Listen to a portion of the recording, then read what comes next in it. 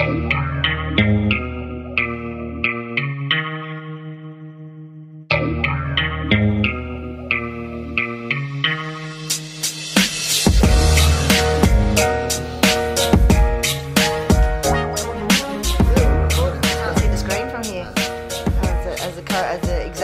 would like to be able to see this. As a guest, I want to see it. Hello and welcome to the Warrior Strength Cast. I'm your host, Lauren Green, and I'm here with my amazing co-host, Shannon Green. Oh, You're gonna put the barrier away. That one's for Tim. That one's for you, Tim. The pedo voice. And our special guest on the show today is me. Critta. The Crit. Critta Stamatiou. Yes. How you doing, buddy? The man with the most luscious beard in powerlifting. It is like the most luscious beard. When you were talking to me at the gym today, all I could think of was that scene in Teen Wolf when the beard just grows out. Because this bit here, like when everyone you talk, just says, they just look at this, that moves. It And they go, moves when I'm you just talk. looking at the moving parts. Yeah. It moves So when did you talk. hear anything I just said? Yeah. Like, no, Yeah. I didn't. Yeah. But no, I'm good. Everything's good. I'm healthy, no niggles. We Excellent. trained today, which was really good. We did train today. We had a good day today. So I was. I'm really good. Sumos for life. Yes. Before we go into anything serious, can you just talk us through your little catastrophic event getting to the airport? Oh. Because I saw your little story on Instagram with your dishevelled face, and you've got like the 10 out of 10 beard, and your style is always on point. And it was bad. You were looking distressed. Yep. No, well, I like you guys have business and clients and whatnot, so I had to jam all my clients into 3 days and had to get some programming work done and all sorts. So I was a little bit busy. Had to fit training into. Yeah. So I got home and fed the dogs and did all that, and then obviously had to pack because I was not organised. And started packing, and I just basically just looking at my suitcase. I'm like, I fucking hate this part. And you just don't know what to pack, and and I'm one of those people that I'm like double check, triple check, 5-time check everything. I'm like, do I have everything? And I forgot all my training stuff. Yeah. So I packed, and I was Lucky like, we're the same size. You can borrow my belt today. Nailed it. So I just packed what I needed, and I was like, I'm going to bed. And I think it was like 1:30 or something in the morning. I had to get up at 4:15. Yep. To get up, have a shower, and blow dry my gel. beard. And not gel, groom. And look good. And ended up, my alarm went off, and I was like, I got a couple more alarms to go, so I just snooze, and then I must have just unconsciously snoozed the rest of them, and then ended up waking up at 5 o'clock. Had to leave at 10 past. I was like, fuck, Jess, get up. She's like, what? I was like, we're gonna go. I'm like, it's 5 o'clock. So I just threw my clothes on. They were already like ready to be put on, and I just didn't even wash my face. I was like, fuck, let's go. Threw my suitcase down the stairs and chucked it in the ute, and I'm lucky. I'll be lucky if I don't get a speeding fine on the way. Yeah. So, and then I ended up getting there, and as I was checking everything in, I walked up to the gate, and everyone was boarding, so I just made it. I think you trip over your bag or something. Oh, I tripped. I was trying to run across the zebra crossing when I got dropped off, and the wheels weren't driving properly, rolling properly. Yeah. Ended up tripping over my bag on the road, and then had to keep running. And then I was just throwing it everywhere, and ended up hitting a couple of people on the way. And then I went to go get a coffee, like just had enough time to get a coffee. And they had a bunch of like just teaspoons in a coffee cup on the bench, and I went to go turn around and knock the whole coffee cup on the ground, and it was horrible. So it's just one of those awesome mornings. Lucky once you got to Melbourne and everything just went. Yeah, just chilled out. Everything after that was sweet. So I passed out on the couch last night and didn't know where I was when I woke up. And but it was good. Good start to the Melbourne trip. So, Critta, yes, tell us a bit about your powerlifting journey, where you started, how you started out in powerlifting. Yeah, cool. So we sort of briefly spoke about that, but it was 2013 was my first comp.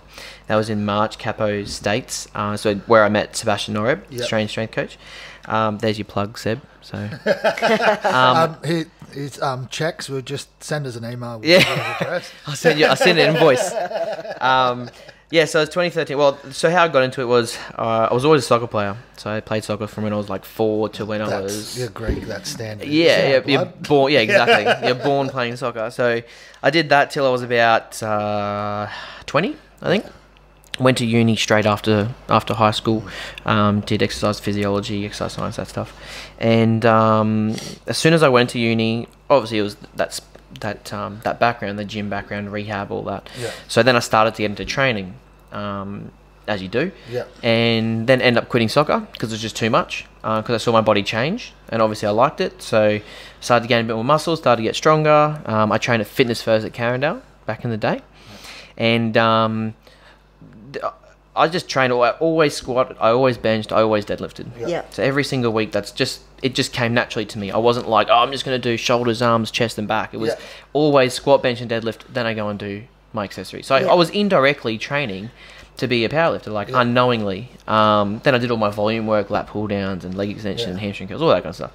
And didn't know what powerlifting was back then. Got approached by this ex-powerlifter. I think it was bench only. Not a real powerlifter then. Yeah. Sorry, babe. Wheelchair division. Bench is the only one that counts. Come on. Bench is a little... It's where you can catch up Chicks too. don't care how much you squat or deadlift, bro. It's where Les catches up to me. So yeah, it was just indirectly training to be strong. Basically, I would always squat, bench, deadlift, relatively heavy, and then got approached and he said, man, how much do you weigh? I told him how much I weighed. How old are you? I told him how old I was. He goes, you really need to compete in powerlifting. I'm like, what's that? Like, literally had no idea. And then he got that one where you go? Yeah. And you're like, oh, no. That's Olympic lifting. It's different. I get that all the time. Oh, like, do you compete in the funny. Olympics? Yeah. Why don't you go to the Olympics? Yeah, no, I do. 'Cause I powerlift. It's called Pro Raw. Yeah. That's my Yeah. Olympics. So Another plug. Email, I'll send you the check. Yeah. Then I don't know where it was. He said, how old you are, what do you weigh, blah, blah, blah. You didn't know what powerlifting was? Yeah, so he basically just watched me in the gym and then said, you're really strong for your weight. Here are all the records for capo or whatever. And I just sort of like laughed in his face. I'm like, oh, I'm not going to be a powerlifter. Went on with my training for the next 6 months. He goes, man, there's a comp on this date. He goes, do it. Just like, I guarantee. And I was like, whatever. Like, I'll do it. Okay.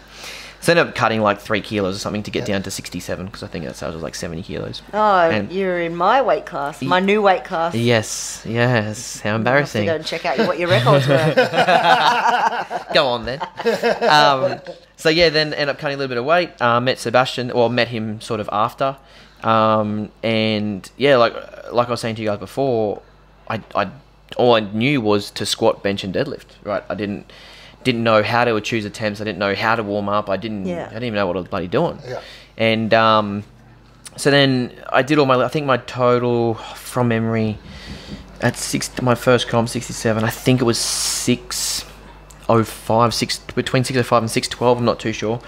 And back then, well, I didn't know, but a 600 total at that weight was like pretty rare. Well, it was probably the first. I don't know. I think it was the first, maybe, because I knew Emad was really he was the man back then. Yeah. He still is the man now, but in powerlifting, he was like the 75 kilo lifter. He was the lightweight lifter of the country, and and back then I had people message me, like I had Scott Wasson like say, hey, you need to come down and come train at PTC and whatnot, and I was like, oh, this is weird. Everyone's talking to me now. Like I didn't know that it was like special, which is cool. Yeah. And that comp I won overall. That was my first comp. Won overall. They had weight classes, but they didn't have first, second, third weight classes.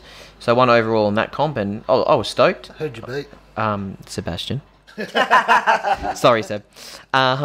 So yeah, that was really cool. And then end up just literally everyone was so nice in the powerlifting community, and I just did not even go back to because I wanted to be a bodybuilder, and never went back to bodybuilding. Yeah. And that's what I want to do my next year, because I always said to myself I want to get up on stage. So you've never done a bodybuilding comp? Never. I had no idea. I thought for sure you had. Nah, never. Yeah, right. So I always just want to do one. I just want to I want to go through it. I want to see my body change. I want to learn. I want to do all that stuff. So I think it'd be cool to do one next year. You want to suffer? Yeah. I've suffered before. Powerlifting dieting as such is not that bad, but I've done 10 kilo cut in a week or a few days, and it's not fun. Brutal. Yeah, it's not fun. Yeah, I've done that for kickboxing. It's shit. And then having to try and perform the next day. If it's you got 24 hours to eat, I'm like, fucking, how much food do you reckon I'm getting in 24 hours? Jesus Christ. I don't eat as much as it is now, So so I did that comp, and then just started training at PTC Brisbane. The the very first, like, well, not the first, maybe the second one, I think. And it was small. We had an awesome community. Awesome. We had like Luke Polly, Scott Wasson, Ricky Goodyear, all my mates who then started powerlifting, Matt Stenzel. Like, we had the best powerlifting community. It was awesome. And yeah, I just literally started from there. I competed at national like a couple months later. GPC Nationals, my first one. Won that and pretty much won every national since then, and haven't literally I've learned so much between that first comp and now, like with my body, with training protocols, with rehab, prehab, everything. So it's and I'm literally still learning. So that's what's so good to like talk to you guys and other people who I can learn off, because we don't know everything. Yeah, we all learn from each other. You know, you can always learn something from someone. You even learn stuff from your clients. Oh, 100%. Don't underestimate. You do something with someone, and then someone just out of nowhere they just go, "Oh, I've just been doing it this way," and you're like, "Fuck, that's really cool." Yeah. Even if you take 5%, 2%, you take 2% of information off someone, well, you take 2% of someone. You know, and it's the same as we're talking about totals. You put 2 kilos on your total or 5 kilos on your total. What more else do you want to ask for? You haven't gone backwards. You haven't stayed the same. You know, if it's your fault that you fucked up on the day, then cool. But if you still put 2 kilos on your total, you'll be happy with that. So same with information and learning and education. Like, I love teaching people. I love expressing my knowledge, but I also love learning, and I'll listen to everyone. I don't care, you know, in inverted commas, like how weak you are or how strong you are or how new you are or how old you are. I'll always listen, you know, because you never know. So sometimes not all the strongest guys actually know what they're doing either. Some, like as we were speaking before, some guys are just absolute freaks, and they'll be strong regardless of what they do. So, 100%. So sometimes the guy in the middle actually has a lot of knowledge that fucking got him there, you know what I mean? So, well, I know like plenty of non-strong powerlifters, and that's not a dig at anyone, but they're super smart and have heaps of knowledge and have heaps of experience with clients and all that, and you can't take that away from them. You know, just because they're not strong. Like, it's we won't mention names of strong, especially like there's some international guys who fucking freaks, but they're raking in money for, you know, template programs and this and that, like we spoke about. But you know, it's business, and it's how it is these days. So so how long have you been growing that beard for? That's a question on everyone's lips. I had this in my first, like for my first comp. It wasn't this big. It was probably like it was bigger than Eric Lillybridge's now, but so it was bigger than his now.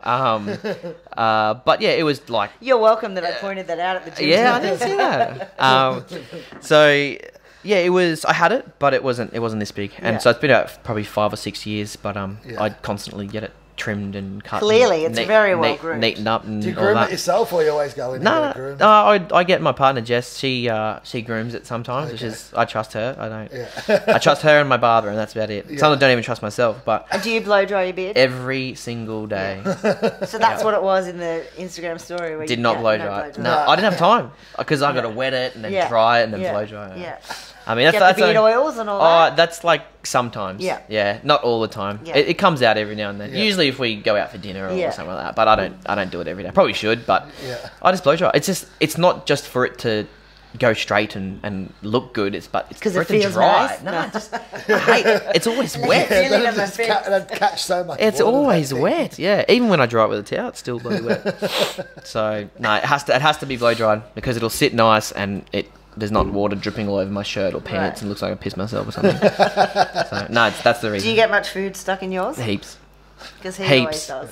You're saving half your meal, mate. Even like cereal. Like when I go to eat cereal and have the bowl up here, I don't realise that it's sitting in fucking milk. That's the worst smell, dried milk in your beer. You should have a little food clip. Yeah, and then just put it up and just use it as a bowl or something. I don't know, something. But I've had it for a while. It has its moments where I'm like, I really want to trim it really short, and then I'm like, oh, fuck that. You can't trim it. Took too long. Took too long to grow it. Your deadlift will go down for sure. Do you reckon he beats Steiger? Yeah. Steiger's had a pretty epic beard. He's got the beard where like if he puts his chin I reckon Stiff's got more, but Stiff know? doesn't groom his. So, Stiff goes wild. Yeah, Stiff's like fucking Albie Mangles or something. It's like JB Boss's. JB has a big beard, but fuck, it's like just wide just messy. JB's awesome, but so you can't take that away. He's a crazy guy. So what are your best lifts currently? Currently, so Pro Raw, last Pro Raw would have been my best. Is that 9? Pro Raw 9? Yeah. Last year? 10. 10. Sorry. This year? Oh, this year. Sorry, no. Wait, what was this year? This year was Pro Raw 10. 10, yeah, Pro Raw 10.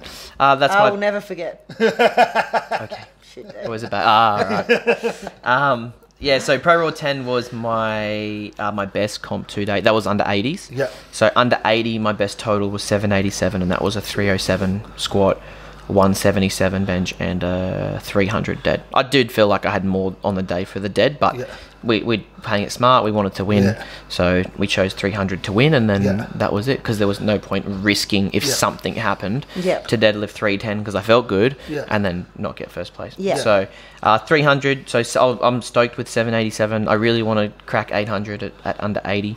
So what did you weigh in? I was 79.6 or something, 79.5. And my best total at 75 was at Nationals, and that was 767.5. So I was a little bit disappointed. I mean, you can't be disappointed with it, but I was a little bit disappointed with that, provided I did the 787 like 2 months before and thought I was on track for something a bit better. But I mean, you got accumulated fatigue and two big comps in a row and all that is a little bit hard. So but I'm happy with what I've done and where I'm at now, so I'm pretty confident for next pro or next comp. So who, when you say we didn't want to risk it, like who you? So I don't really have a coach as such, but I have like the boys there. They always come and help me. I had Josh Tate, had Scott Wasson was helping me heaps on the day too, had Matty Stenzel, good bunch of guys to have on your team. Ed Cohen's always there. He's always kicking my ass. He's good. Who else did I have? I'm sure I'm forgetting someone. I apologise. That's right. But Jess. Who? Girlfriend. Yeah, yep. She was. She was. Fuck, I hope she doesn't I was like, listen. what guy do I know who's Jess? No, she was there supporting. She wasn't giving me numbers or anything, but more so than the numbers side. They just I know. The hardest thing is, as an athlete, you know what to do, but you still need that reassurance. You still need someone to go, yep, that's right. Sometimes or, yep, that's on comp day, I just want to go to him. Well, you don't have to think. Like, whatever, and he'll say a number to me, and I'll be like, yep. Sometimes he might give me an option, and I'll be like, and we might have a mini discussion. But generally, and especially now that I'm like we're that confident with that, what I can do and what not, I don't care. But plus, like, you don't want to have to be. You're thinking about comp. You're visualizing what you're doing next. You're thinking about what you're doing next. You don't want to think about bloody numbers and maths. No. That's the last thing you want to do. Yeah. Pardon me. But it's the same as like I remember watching this or reading this on something, but I think it's Mark Zuckerberg. I think he wears the same clothes to work every day. Like obviously clean clothes, but it's the same coloured shirt, the same pants. Don't even think about it. It's one less thing that you have to think about. That's pretty important. And if you got stuff that's not bloody washed or doesn't match, and you're like, fuck, what am I going to wear? And, just little stuff like that. It's so smart. You know, you don't have to think about it. Next minute, fucking everyone's wearing the same shit every day. But, like 7 big dogs. Yeah, exactly. So, but you just don't want to have to put that energy and mental capacity into that side. So those boys, they always, and if they didn't tell me to go 300 for a deadlift, I probably would have done 310. Because you get caught in the moment. Like, fuck, that second felt so good. I know, I've got to fucking nail that. Oh, 312 is going to get me, or whatever it is, going to get me 800. I would, minute, bar dip. Oh, that's me. No. Exactly. But, you know what I mean. It's, I get caught up in the moment, and you're like, fuck, I have 800 here. And then if you miss it, you're like, I just had the win. Had the win, So, no, it's good always having that support. Seen that happen a few times at Pro Raw. Someone going for a number. Missing out on the podium. We see it a lot. People don't understand, like, you can go up by 2.5 or 7.5 kilos. You can squat 197. You don't have to squat 200. Like, if it's not there, and 2.5 kilos is going to make the fucking difference. Sometimes it could just be that tipping point. Oh, 100%. Well, that's like Pro Raw 9, and we were like, I had no idea. It's my first Pro Raw, and I had no idea who I was up against. I had no idea, like with podium or anything like that. I don't care. And I had this massive goal that I wanted to pull 180, and then I was like neck and neck with Jessica Day, and then we put in 177.5 because I just was like, I just need to fucking nail it, and it came up that easy, and it's kind of like, fuck, I wish I'd done the 180, but as well, like I came third and I made the podium. Exactly. At my first program. Exactly right. So that, who gives a fuck about the 180? Yep. Yeah. So then I went and pulled it in the gym. Yeah. And then you get it right. Like you've got it. You can say you've done it. And but yeah, it's the same. Like Marcos always says, like wins are so important. Like records come and go. Yeah. They always do. I've had records and then they've been broken by Les and Christos and whatever, and that's all well and good. But like no one can take your wins away from you. Like, I can say, look how many comps I've won and against who. And Marcos was saying that today. Like, you know, if you have 2 people or 3 people competing and there's no competition, your wins don't really matter that much. But you know, I don't know from memory, but I think every comp I've done has either been against Les, who is like so fucking talented and strong, or against competition who it is competition. You know, so I'm just happy with what I've done and how well I've done it. So and I've learned so much about my body. So it's I think I'm in a good place at the moment, which is good. So tell us a bit about your own training. How do you structure your own training? What's it look like? Well, if you asked me like 6 months ago, it was all in my head. It literally, I never used to write shit down. I never used to like really track it. I knew what I had to do. Like I work backwards in my head, or I sit down for 10 minutes before my session and go, okay, how many weeks am I? What do I need to do? What did I do last week? How do I progress from here? And still have the same like methodologies as what I have now, just not on paper. You know, increase intensity, reduce volume, or increase volume, reduce intensity, or you know, progress some way. So it was always in my head, and I always just go, cool, this week I'm going to squat 250 for 3 or 3x3, you know, and then do my accessory work after. And the next week I'm going to go 255 for 3x3, or you know, 260 for 3x2, or something like that. So and then if it slows down, what are you going to do? Drop a rep, or you're going to start over again at a lower percentage? Or I think I deal with that when I get to it, sort of thing, how I feel. If I know it's too heavy and I don't want to have that load on my back, then I'll drop the weight and try and get the same amount of reps and sets, and then equal the same total tonnage at the end of the session. Like I think I did that a couple of weeks ago. Like 190 on my back felt heavy and sleeve, so and I had a little tweak in my QL, and I was like, it's not worth it. So I did 190 for 3 sets of 3 or something instead of 4 sets of 3. I worked out what was the total tonnage for that session, if it's 3,000 kilos, whatever it is. Dropped it to 160. How many total reps do I need to do at 160 to get that total tonnage? And then at least you can leave the gym happy that you did the work. You know what I mean? You're not leaving going, fuck, I did just walk down and I didn't get to, you know, squat 190. I'm like, I don't care if I don't squat 190 or not, as long as I get the total, as long as I've done that work. And then you can tweak. I tweaked with my accessories a bit to take the load off my back, and just did a lot of hammy glute isolated stuff and whatever. So there's ways around it, and that just comes from experience, right, and a little bit of knowledge. But you don't expect, clients don't know that, you know, and you know that's why we're here. They get so disappointed when there's a number on the program and they're not going to hit it, or they don't hit it. And it's like, it doesn't matter. It's training. Exactly. Like, and I teach, and you guys teach the same thing. You know, you teach, you say, don't worry, don't stress. The more you stress, the more bloody cortisol you're going to have. The less recovery you're going to have as well. So, I mean, like a program's is the perfect case scenario, and obviously you try and pick numbers that leave a little bit of room for error, but then you can't predict someone's shit week at work. Exactly. Whether they fucking missed meals, or whether 100%. A family member died, or whatever. All that stuff is going to impact, you know what I mean? Just life. Hydration, it's hot, they spend a few days outside, don't drink any water, come in and go, why the fuck I can't squat, like fucking squatting 10, 15 kilos less, and you're like, well. Look at the factors, you know, stand back, look at the bigger picture. And that's like a good point, is, and every coach is different, everyone coach program, and it's never wrong. Like, you know, what's the right program? No, there's a million and one ways to coach someone, and it's figuring out what works for what people. Exactly. I like to give people like a range. Like I'll say, you work between 100 and 110 this session. If you start at 100, I never tell, don't go to 110 the first set. If you do that and start missing reps, you're going to fucking cop it next week. But I don't say that with those words, but you know, depending on the client. So you know, start at 100. If that set was like an RP, obviously you got to explain what RP is and all that.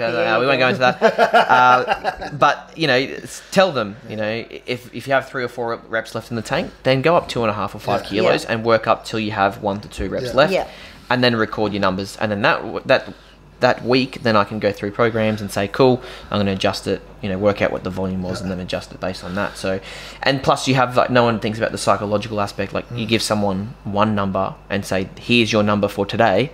Like you said, what if they had shit nutrition, shit hydration, someone's died, they're emotionally stressed, that whatever, and they have this one number fixated in their head and they miss it. Oh, here we go. Stressed, depressed, bloody upset, all that stuff. So I try and focus on it. And it's never going to be perfect. No one's ever going to be able to write the perfect program. But I think what we can do as a coach, to reduce those impacts or variables, is the best way that we can do it. As close to perfect as possible. Do you have slightly different approaches for, like, different clients? I know with some people, if I give them that range, they always fuck it up and they end up missing a rep.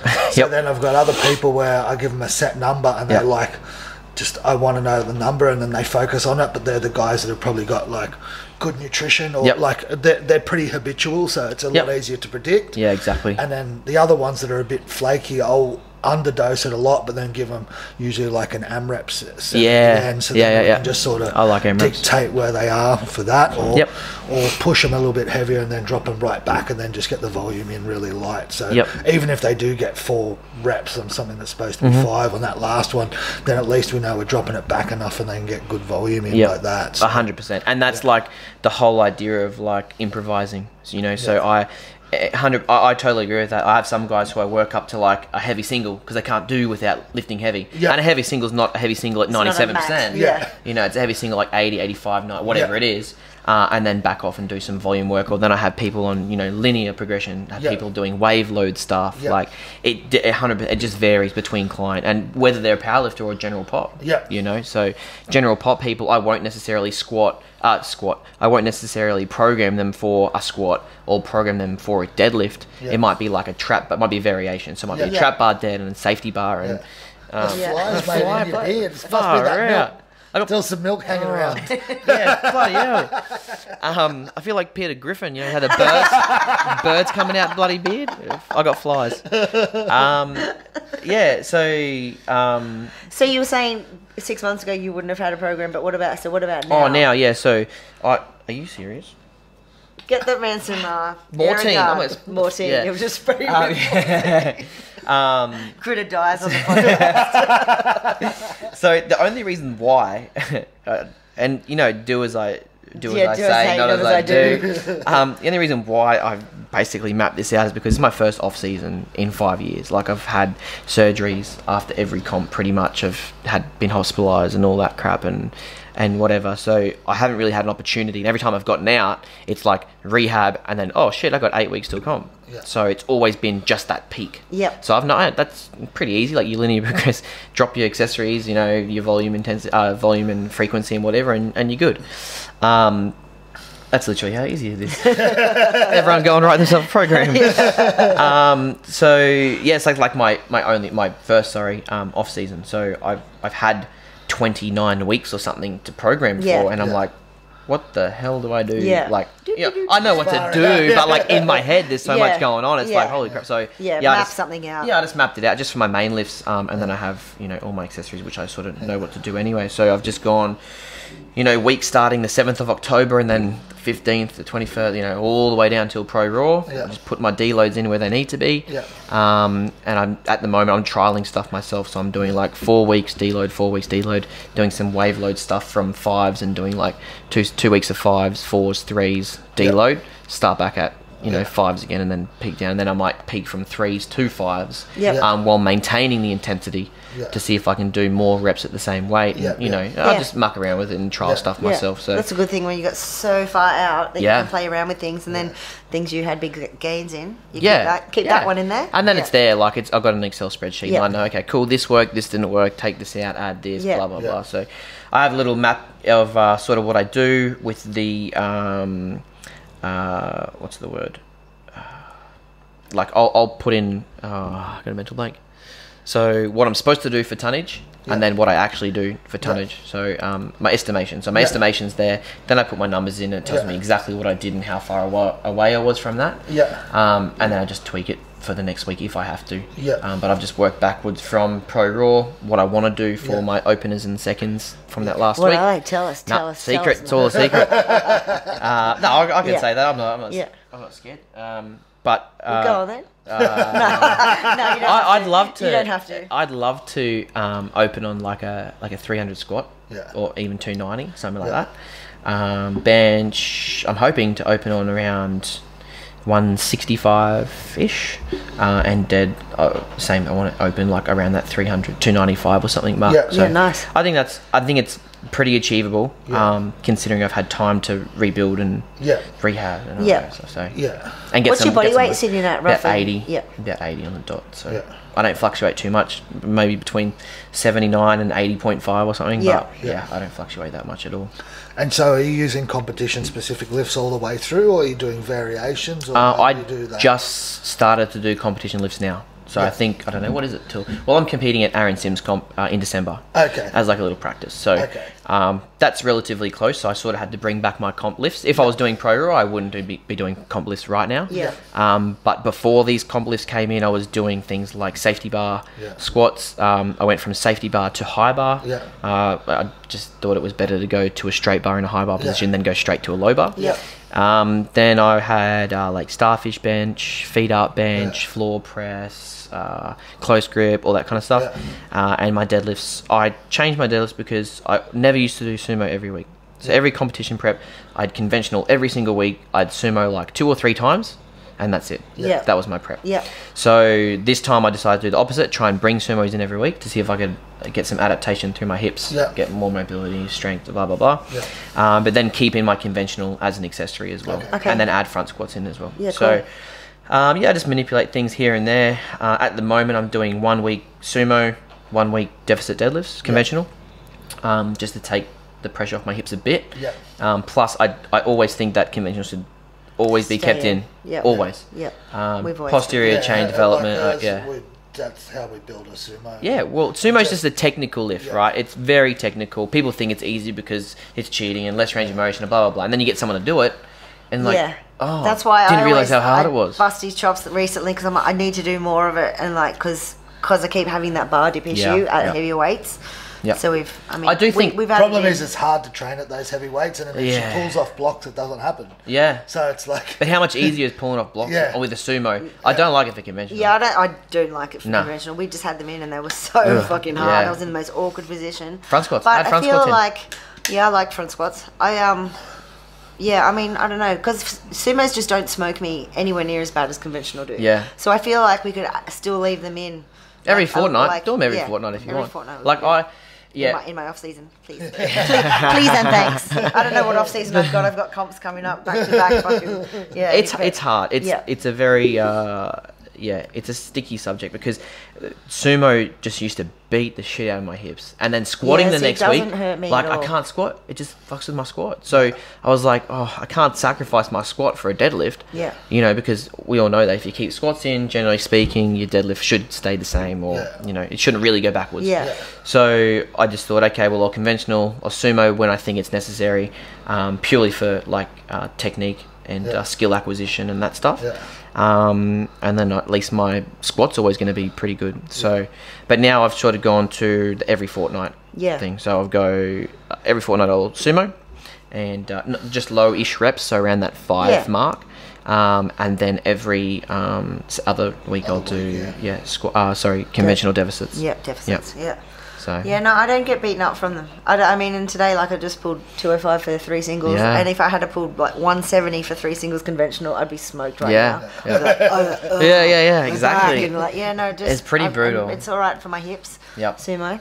Well, you're lucky. I think it's a good thing, but I don't think, and this is me personally speaking, it's not. There's no bloody science around this, and I'm not saying it's right or whatever, but.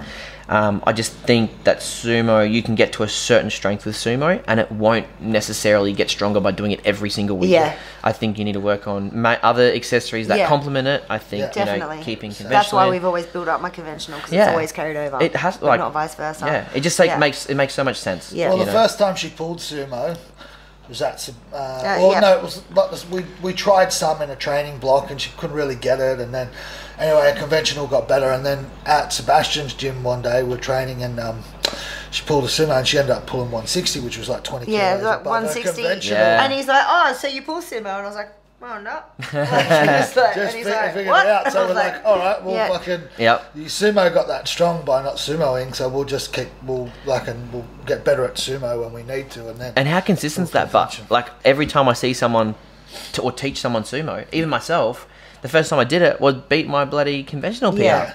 It happens all the time, and it just shows you that you just need to get good at the skill for it to make it as efficient as possible. Yeah, because then I think the next time we went to go heavy sumos in the gym, he's like, and I just couldn't do it. I was having a spaz. I was like, I don't know. Yeah. You're like, just do it how you did it that day. I'm like, I don't know what I did. I forgot. I forgot how to lift. Where did I have my legs? Like, yeah. And it changes all the time. Like even with myself, like going from a 67 kilo lifter to a 75 and now to under 80 or under 82, I've had to change my technique slightly the whole bloody time. Yeah. You know, because you get more lean muscle or more soft tissue in places which you never had before, and then it changes the way you move and your motor patterning and this and that, whatever.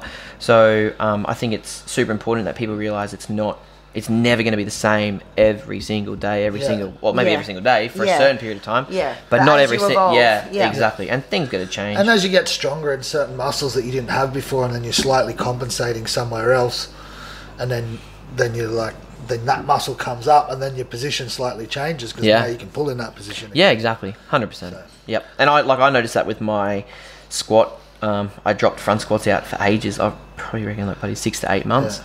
And then I was really like, why can't I stay upright like I used to in a squat? Like, what have I changed? And you know, I'm not saying that it was the front squats, but it was one of the main things that I took out. And I think, and then I front squat now, and I'm like, oh, it's so weak. Like, so I do think that there are certain accessory exercises that are important to each individual, and it's going to be different. And everyone's going to be different. Someone might be just naturally have an awesome front squat, so you probably don't really need to work on it that much as what you maybe have to do in their high bar or in their conventional deficit or whatever it is. But that's where, like as we were talking before at lunch, like it's where our coaching abilities come into play, and you know, recognizing that with different people. So how many days a week do you train?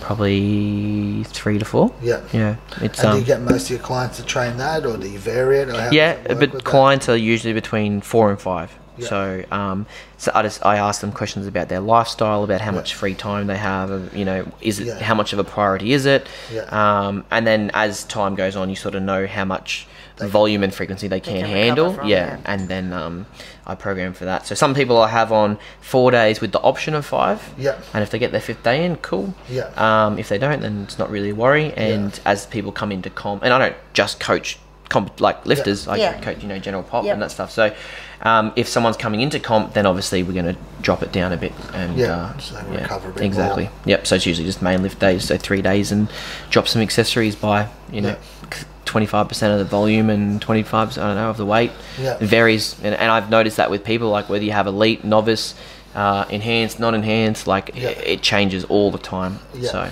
and you just got to, it's never going to be the same for everyone. So so me 4 days, 3 to 4. And you got a pretty good little crew going there with Eastside Barbell, with Katie and the gang. We have a really cool little community going on. Awesome people. Everyone's respectful. Do you everyone have like Friday night deadlifts? Friday night deadlifts. It's always packed. Once a month we have a barbecue on Friday night too. That's cool. We love to have that atmosphere, environment, and community. Like everyone feels like they're wanted, and you know, everyone cares, and you know, so, and that's what we try and endorse. Like, that's just how we want it to be, and I think that's what powerlifting is in general. You know, I think it's one of the only sports that you can go to a competition with your competition. Like me and Les, we're like best friends. You know, and we're our biggest competitors. But we couldn't be any better friends. So I think it's really cool that the sport is like that, and I don't really think that'll ever fall away from that. I think it'll have its moments. You know, every sport has its dramatic moments, but I think, and that's why people start powerlifting and then they stay with it. For sure. You know, you see how supportive everybody is when you're there. Even especially comps, like at comps, but especially at novice comps, and we've spoken about this on one of our podcasts before. Like the atmosphere at novice comps is unbelievable. Yeah. Like, and people are like, sometimes on a normal comp, by the end of the day, until like, you know, people that your friends and family are in the crowd, when the deadlifts are on, people are pretty tired because they've been there for a few hours. But novice comps, everyone's screaming for every lifter, every single rep. 100%. And that's why they stick to it, because I think they feel like they're a part of something, you know. So, but the gym's awesome, and me and Josie have said for a long time, we need something bigger. But it's cool, like, to have a little area where everyone's involved and everyone's helping. And sometimes you can get too big and it gets too spaced out, and it loses its atmosphere as well. So it's, I mean, we'd never go to like 600 squares, you know. We were talking before, like 300's bloody perfect, you know. Get that, some offices, some toilets, showers, and you're good. So it's just a work in progress. But we have a really cool little community going on. It's awesome. Joshy's done a good job. Yeah, that's awesome. Yep. And accessory work and warm-ups, do you do like any sort of like prehab, rehab type stuff, or how do you go about that with people? So I mean, I didn't know this stuff, you know, 2 years ago, but I learnt off Jesse Williams, one of my best mates who played NFL for 10 years. Yep. And we all know that US strength and conditioning, and you know what they learn, and is next level. So he did that, you know. He played for 10 years, and then he helped coach and do all that kind of stuff. So he's learnt so much, and he just used to teach me, and I just used to take on. I used to shut my mouth, listen, do it, and learn. And you know, he's been awesome for me. Like, I seriously couldn't thank him enough for doing it. And I've taken a lot of that into, you know, my own training, my clients' training, tweaked with some things here and there. You know, made it a little bit different for me and my clients, but the base that he's given me as well has been awesome. And then obviously I watch a lot of stuff on. There's a really cool Instagram. You guys follow Move You? No. Cool, like prehab guys. Okay. Yeah, so I watch a lot of their stuff too, and do a lot of my own research and whatnot. So I do a lot of stability, proprioception work, a lot of mobilization stuff, hip distraction stuff, a lot of Donnie Thompson's hip distraction stuff, which is really cool. And it all has its place at certain times. But a lot of my warm-up comes from dynamic stuff, comes from a lot of foot and balancing exercises as well. I don't know, people are going to go, oh, balancing, well, you can't balance. It's like, okay, I'll take you through it and then see how you feel. So, but yeah, like we talk about neuromuscular firing from the brain down the chain to the foot, and we were talking about before, like your foot's like a car tire. You know, the wider it is, the warmer it is, or the more active it is, the more efficient you're going to be at putting power down to the ground. So, you know, we're in shoes all day, we're supported, your feet don't really do anything, you have flat feet, your plantar fascia is weak as shit, and you know, people expect to be, you know, not getting any knee valgus, like, oh, it's just a glute, oh, my glute's not turning on. I'm like, yeah, but there's probably 100 other things going on as well. So I sort of just do a lot of mobilization with the foot, a lot of warm up with the feet, a lot of trigger pointing through range of motion. So I never just sit on a ball, I never just roll on a roller, it's all done through range of motion. A lot of like activation stuff with the upper body, whether it doesn't matter whether it's bench, deadlift or squats. I always do scap protraction, retraction against bands, and then depression, elevation, that stuff. And so there's a lot of stuff. I mean, it's hard to explain in a podcast when no one can see me, but there's a lot of stuff that goes into it. Oh yeah. Oh, so my back's been towards that thing the whole bloody time. It's all right. It's all right. Most people listen on their phone anyway. It's fine. So yeah, I do a lot of that sort of stuff, which I think just adds an extra element to it. Like, you're never going to warm up, go straight into the gym and warm under a bar. You know, in my opinion, the brain's going, okay, so I've got to turn on my glutes, hamstrings, quads, calves, feet, you know, I've got to turn all this shit on at once. It sort of lose track of where it's at. So I like to pre-activate, you know, and I do it by doing it that way. And I think from the foot up and teaching people cues from the feet up is the most efficient way. Maybe not the best way, maybe it's the best way, but it's the best way for me and my clients at the moment. And the way I explain. But layering it in like that, and it makes sense anyway. And we're very similar. And I noticed when you were deadlifting, and obviously you were deadlifting in bare feet, I was watching how well you could pull the arches up in your feet, where a lot of people don't have that. Then, like, your foot was very stable. Well, that's so the thing that I teach people is, if you are flat foot, then it's just a chain reaction all the way up. So if your feet are flat, then you're usually going to get a little bit of inversion or internal rotation, and then your knees follow, right? So unless your glutes are working, you know, the most efficiency as possible, there's no way that you're going to always be able to hold that position. Yeah, well, even if your glutes work in maximum, if your foot doesn't have good contact, there's going to be a power loss there, and the knee's going to what's going to cop the force. Yeah, exactly. You're translating through the joint into the. Yep. So creating or maintaining that arch and getting stronger in your plantar fascia, and then creating torque or abduction or external rotation from the floor up is always going to engage your glutes more efficiently than just telling someone to push their knees out. I mean, if you're cued to push your knees out, but your coach has told you what that exactly means, then it's a different story. That's fine, but when it's like push your knees out and your foot rolls over into the edge and people say, my knees were out. Like, but then you don't have 3 points of contact in your foot. You know, you need the internal, the external, and the posterior. So you need those 3 points of contact to make it as stable and efficient as possible. So I've just practiced that and just made it one of my focuses since I learnt it, and that's one of my focuses when I teach people as well. And they see differences straight away. You know, even just simple as cues, just easy cues that you tell people, and you go, oh, I don't get any knee pain or back pain now. It's like, oh well, who's been bloody teaching you this whole time? So it's it's cool. It's interesting because you know, I still change those cues every now and then for who it is. But it's the same as like upper body as well, like scap depression and retraction, as opposed to purely just retraction and teaching people how to do it. A lot of people just don't know how to use their scaps. They just all use the shoulder joint to move their scap, and they just have no idea of how to fixate or isolate or move their scapula with the muscles that actually attach the scapula to the spine. Exactly. And there's so many people that, I mean, and this comes from a more... And then they wonder why their shoulder joints beat the bits. Exactly. It's scap stabilization, or majority of it is going to be scap stabilization, and how to use, you know, your retractors, the muscles that work on scap depression, even protraction. People don't train serratus anterior. It's still a stabilizer. It's like saying, oh, I'm going to bench press, but I'm not going to train my biceps. Well, it's still an eccentric loader. Right? So you still need to train it. Well, I'm not going to train my back. Fuck. You seen his bloody arms? The size of my friggin' head. You know, so it's and that just comes from experience, really, and just learning. And I'm constantly learning. Like I never want to stop learning. If you can teach me something, fuck, teach me. You know. But a lot of people just overlook it, and they probably just don't know. I don't blame them, because they probably just don't know. No one's taught them. So. Or people just don't know the significance of something. Like grip your foot. It's like, The only time I care is if you tell someone and they don't listen. Then you're like, oh, well, you're a fucking douchebag. But so that's I do a lot of and I don't sit there for an hour just doing pre-activation stuff. Like I'll run through it pretty quickly because I know what to do and whatever. But I find if I don't do that, I do feel the differences. Whether it's 10%, whether it's 50%, I don't know.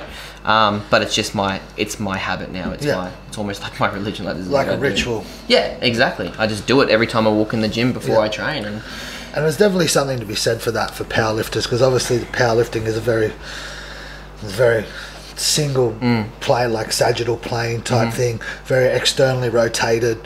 People tend to be weak then in internal rotation, and you've got like obviously length tension discrepancies and weaknesses or over tightnesses, and then that's going to stress areas on joints even more on one side later down the track, like overuse injuries and stuff like that. So a lot of people, like obviously if you're a novice powerlifter or you've come from a sport, you get away with it for a certain period of time. I remember like going from kickboxing to strongman, it was fine, it wasn't that, but then once you start to get then really sort of specific, then all these little things start cropping up. You're like, oh, I didn't have them before, and then you start to realise, oh, it's because I haven't been doing any single leg work, I haven't been doing this, I haven't been doing that, and then all these things sort of encroach. So I mean, a lot of people just don't pay attention to that, but if it's in your program all the time, then hopefully that problem's not really going to arise, and we're basically prehab. So like, and eliminating it almost. And I think that's a really cool point. Like, sort of brings me on to something else that I just remembered, is that I train to be strong, but I don't want to be strong in one plane. Like I don't want to be strong straight up and down.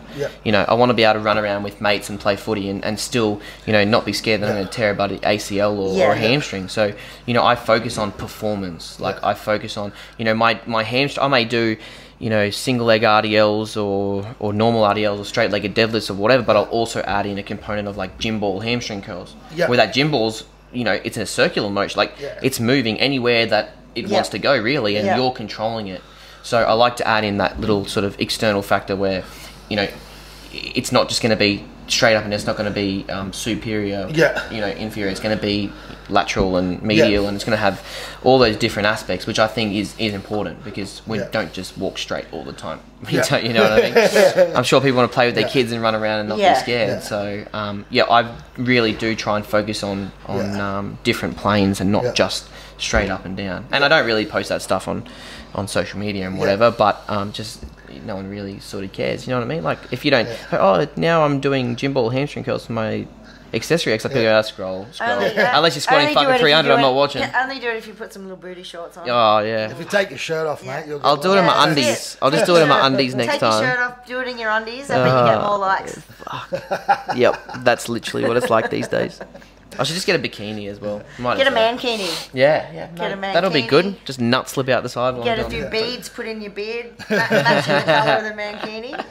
Fuck, I could sort you right out. 1 million followers, bang, overnight success. Love, you can do that. Yeah, I'll do it. I'll give you a cut. 70-30?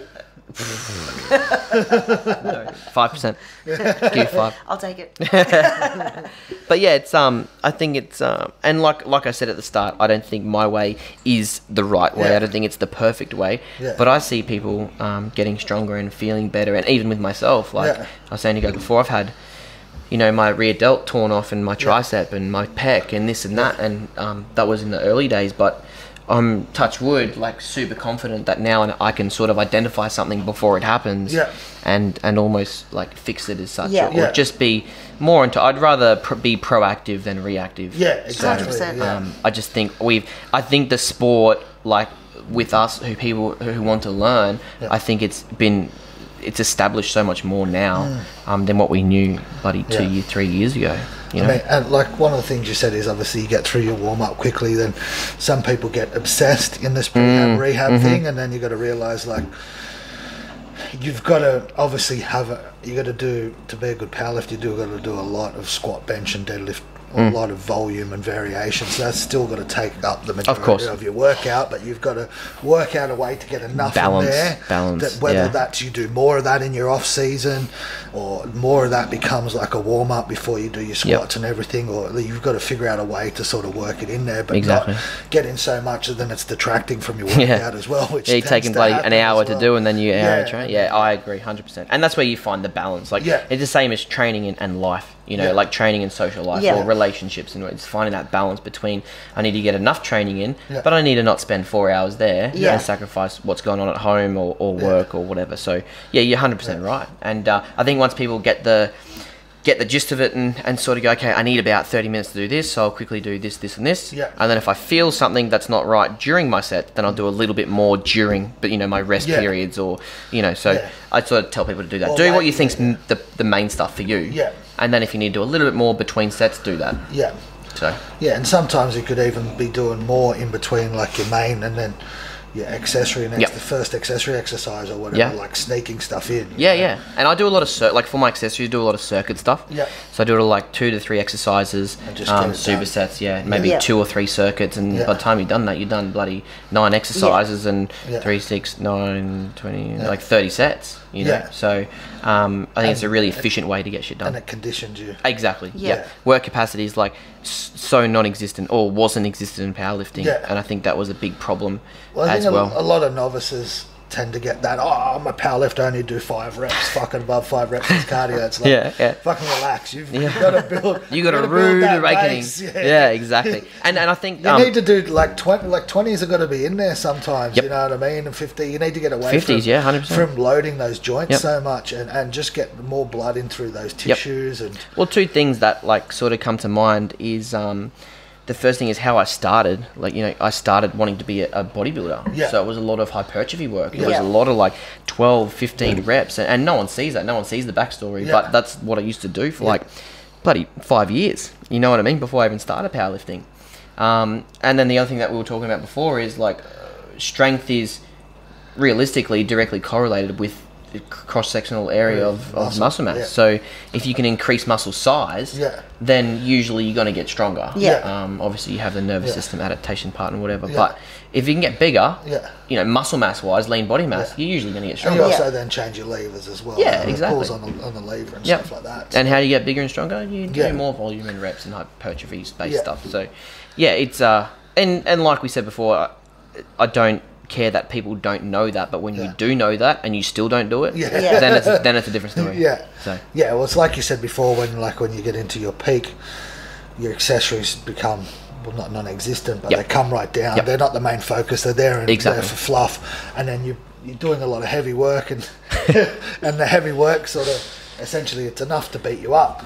But like people got to realise that you're going to get unfit and deconditioned into a training cycle, but you need to be fit enough so that you can get deconditioned and maintain it all the way through. So you've got to have that buffer of basically conditioning, so that when you get deconditioned, you're not a bag of shit, and then you can't even finish like doing your sets of 2s or 3s or whatever without having fucking 10 minutes rest. You know, and I 100% agree with that. It's like we were saying before, you go from more general sort of goal-based stuff to then more specificity-based stuff towards comp. So, I couldn't agree more with that. Definitely. And what about recovery? Do you do anything like recovery-based? What are you doing? So like Donnie Thompson's like hip distraction stuff, I do a lot of as well, 2 or 3 times a week. I have some clients who like pay for me to do it to them, you know, because it's that good. And I just like doing that purely for my hips, adductors, hamstrings, internal external rotators, all that stuff. Plus my joint capsule, like we're constantly squatting and standing, and that capsule's just getting beaten up the whole time. So distracting a little bit, I find helps a lot. I do a lot of sort of inversion and spinal tractioning stuff. This is stuff I do by myself. So this is like on your day off. Or post-training. A lot of upside down, like spinal tractioning stuff, Donnie Thompson stuff too, which is cool. That's the main stuff I do by myself, and then obviously all that prehab, like the balancing, the stability, the joint integrity stuff and whatnot. And then I see like Rod Williams back home, Stenzel, and oh my god, I can't have that mental blank. Sandy, far out. It's Sandy. So I see those 3 people, and I don't see anyone else.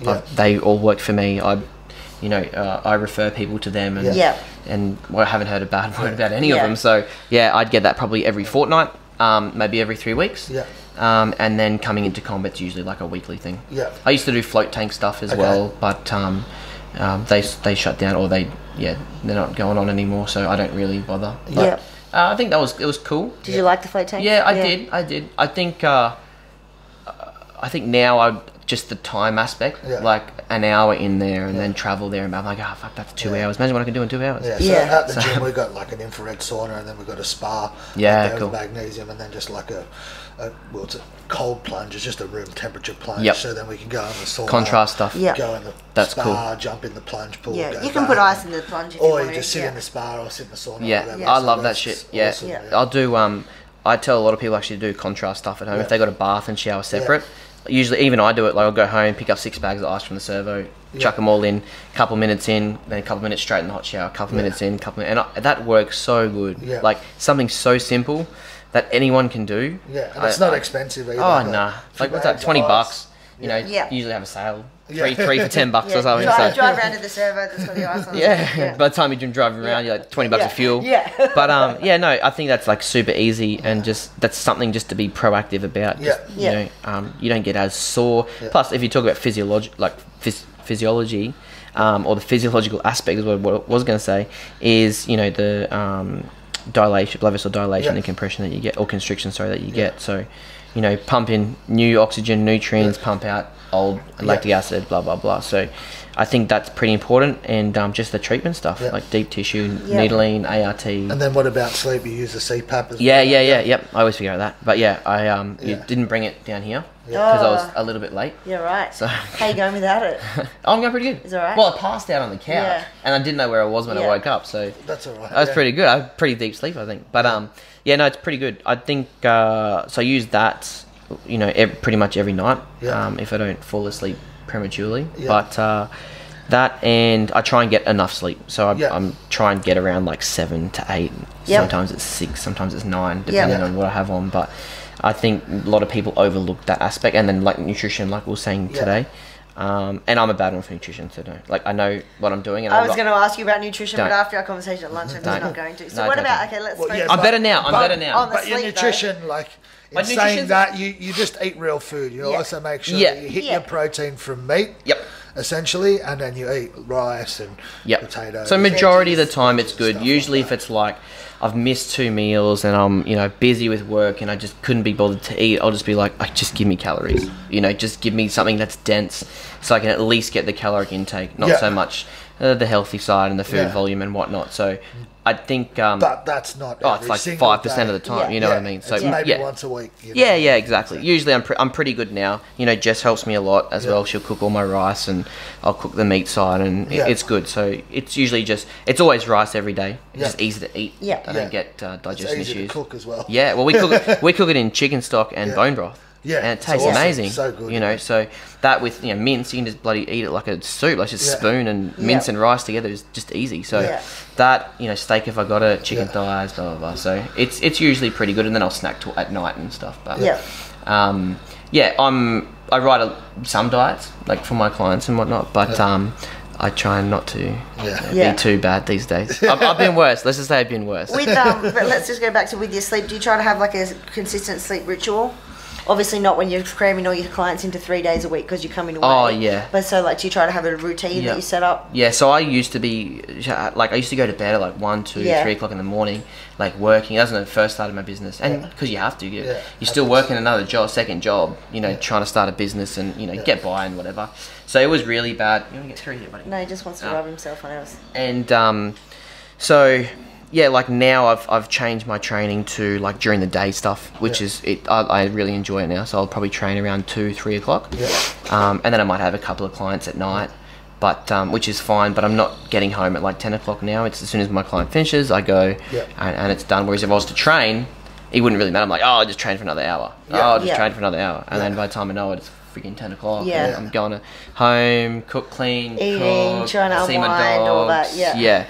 And then all that, and then by the time it's 1 o'clock in the morning. So, but now it's good because I get home at a decent hour. I still wish I got home a little bit earlier, but that's life at the moment. So, get home at a decent hour, eat, see Jess, spend time with her, see the dogs, feed them, and then go to bed. Start chilling out about 9 to 10 o'clock. So get up at 7ish.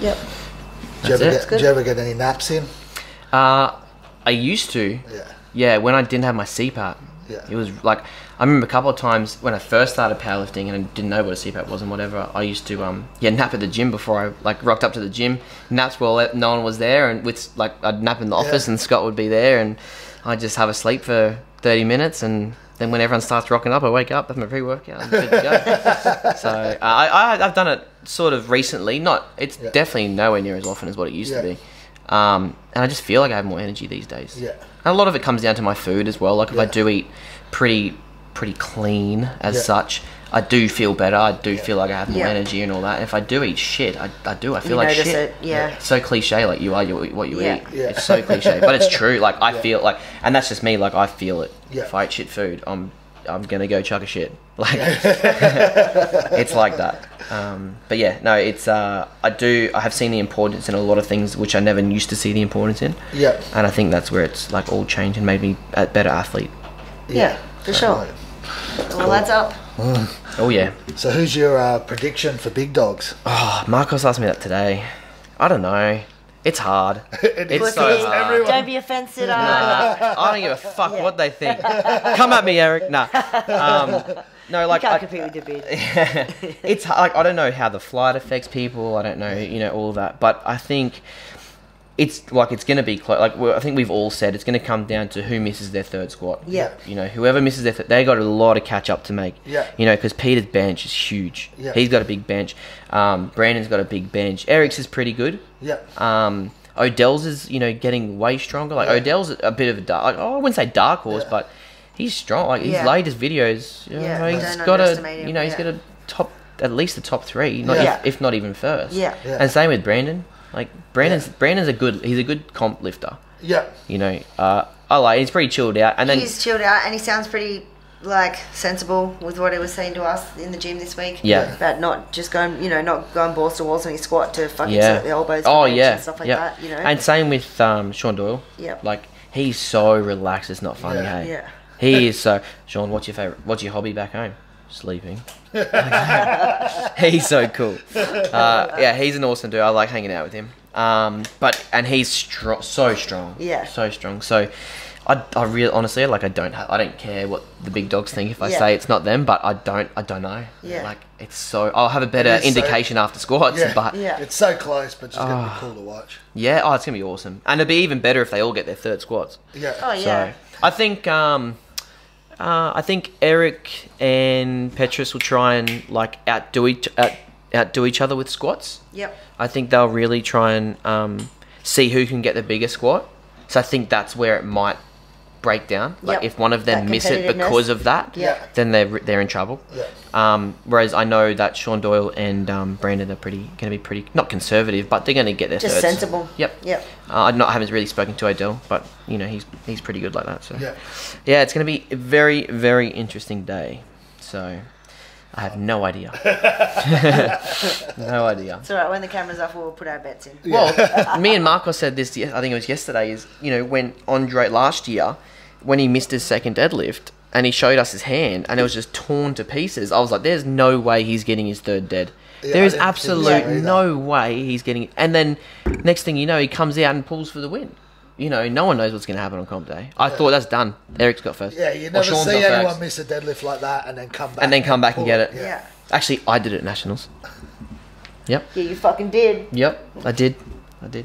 Does everyone remember that? Did you tear your hand like he did? Oh, no, I didn't actually. You had a tantrum though. I didn't do it. You had a tantrum though. I did have a tantrum. Fucking little tanty. Because usually when you tear your hand like that, it's like, it's so hard to grip. I had a little or two little tears, but it wasn't like that. Yeah. Yeah, but I was still pretty stoked with that. Yeah. Don't take that away from me. Fuck. Come on, man. But it's going to be awesome tomorrow. Yeah. It's going to be super close, and I think it's literally going to be the strongest competition there probably has ever been. Yeah. So they're all crazy strong. It's going to be insane. So crazy strong. I was saying to Harold, we were talking to Pumbaa last night and Bridget at dinner. Like, it's not like when you go to a comp and you're kind of waiting like for the excitement or whatever, like from the fucking, okay, ladies and gentlemen, here we're about to come with the first squat, and you're like, it's just when the first squat's like how heavy? Yeah, 400 far plus. out. It's just Yeah, it's like how can you not be excited for that? It's an intense day. Yeah. It's crazy. No, but it'll be really, really good. It'll be really good. And Tim's cool MC too. He's an awesome MC. So shout out to you again, Timbo. Yeah. So I'll get you to do it in your smooth voice that he loves. Shout out to Timbo. Oh, that'll never get old. I'll probably get in trouble for calling him Timbo now. He's a murderer, by the way. He is. He's a bloody murderer. Roo murderer. Killing kangaroos. Kangaroos on the way up here. And birds as well. Far out. Mate. Oh, yeah, he killed a galah, didn't he? Yeah. Flaming galah. What else did you kill, Tim? He didn't tell us any others. No. I think he's hiding a couple. Dark horse. He said on killed a horse? Oh my god. He said on the way up, he's like, I saw a dead echidna and a wombat. I'm like, yeah, as if you just killed them. Yeah. Bloody idiot. So, you do obviously coaching face to face at Eastside Barbell. Whereabouts are they located in Brisbane? So they're at Capalaba, so Unit 5/2 Industry Place Capalaba, so on the Bayside. Cool little gym. Yeah. Small but awesome. Yeah. So. And so you do your one-on-one coaching. Yeah, one-on-one coaching there. I do some online stuff. Yep. That's pretty much it. And we're going to do some educational stuff here, like all us good coaches. Yeah. We all do educational stuff, which is cool, and just like to teach people. Yeah. So that's my favourite part. I just love teaching people. Yeah. So if they can take something away, then I'm happy. Yeah, it's very rewarding. So if people want to contact you for online coaching or whatever, or to DM to collab. Oh yeah. Do you take cash for beard strokes? Yep. I'm not claiming that on tax. So even just anything pretty much. So Instagram's Critta CRITTA _. Yeah. Is that because Critta without an underscore was taken? I think so. Yeah. I only thought of it today when I tagged you in my I don't even know, actually. So. I've had that page for bloody years, so I'm not too sure why I did Surely there's no way. It would have been, if I could just have Critta, I just would have had Critta. Yeah. But yeah, I think it was because of that. Yeah. Good pickup. Cheers. If we took anything out of this podcast, it's my Instagram handle. Investigation skills. Yeah, so it's that. Email is just Critta, CRITTA, not ER. I'm not a bloody bug. Critta. You just have bugs. Yeah. Maybe I am. I don't know. Critta at eastsidebarbell.com.au. I probably won't put my phone number over this. But those two, even Messenger, like just search me on Facebook. But I think those two will be easier to contact me. So yeah, I do one-on-one stuff, and I train anyone, males, females, old, young, competitors. They don't have to be powerlifters, bodybuilding, all that sort of stuff. Yeah, and people, the first thing I always hear is, say, oh man, like, I'll help you out, whatever. It's like, oh, but I don't think I'm strong enough yet. Yeah, or I just want to get stronger. Yeah, I'm like, hang on, no, but that's what I'm going to help you with. So I have a face-to-face client. She's nearly 60 years old. Yeah. So I literally train anyone. Yeah. So yeah. Yeah, I've got a guy who's got Parkinson's disease. Oh, really? Yeah, it's probably like some of the cooler, like, it's cool training competitors, but training people like that, like the first day he walked into my gym, like his balance was off. He was almost like holding on to things to walk in. And I was like, what am I going to do here? But he's obviously, he had a long sporting career background and stuff, but like getting him to deadlift, he pulls like 80 kilos now for like 5 sets of 8 and stuff like that. Yeah. That's amazing. What I mean? But like now he walks in and out of the gym like you wouldn't even know. Oh, that's so cool. Yeah. Like, how rewarding is that, bud? That's the best. So you can't rewarding. beat that, what Yeah. I mean? Like, that's awesome. It's fucking awesome. Like, he just has the best attitude anyway. You're like, morning Pete, how are you? I'm fabulous. I couldn't How good is that? How good is that, eh? I've been a victim to that. I go, how are you, Crit? Oh, man, I'm so fucking tired today. Like, don't be like that. Come on. You're breathing. Yeah, I have to pull myself up when I get like that. Yeah, I kick myself in the arse sometimes. Like, what are you doing? This is not you. It's not you. Snap out of it. Yeah. But, it's like the most rewarding thing I ever did was help the Flying Kiwi, Michael. The Flying Kiwi's his Instagram.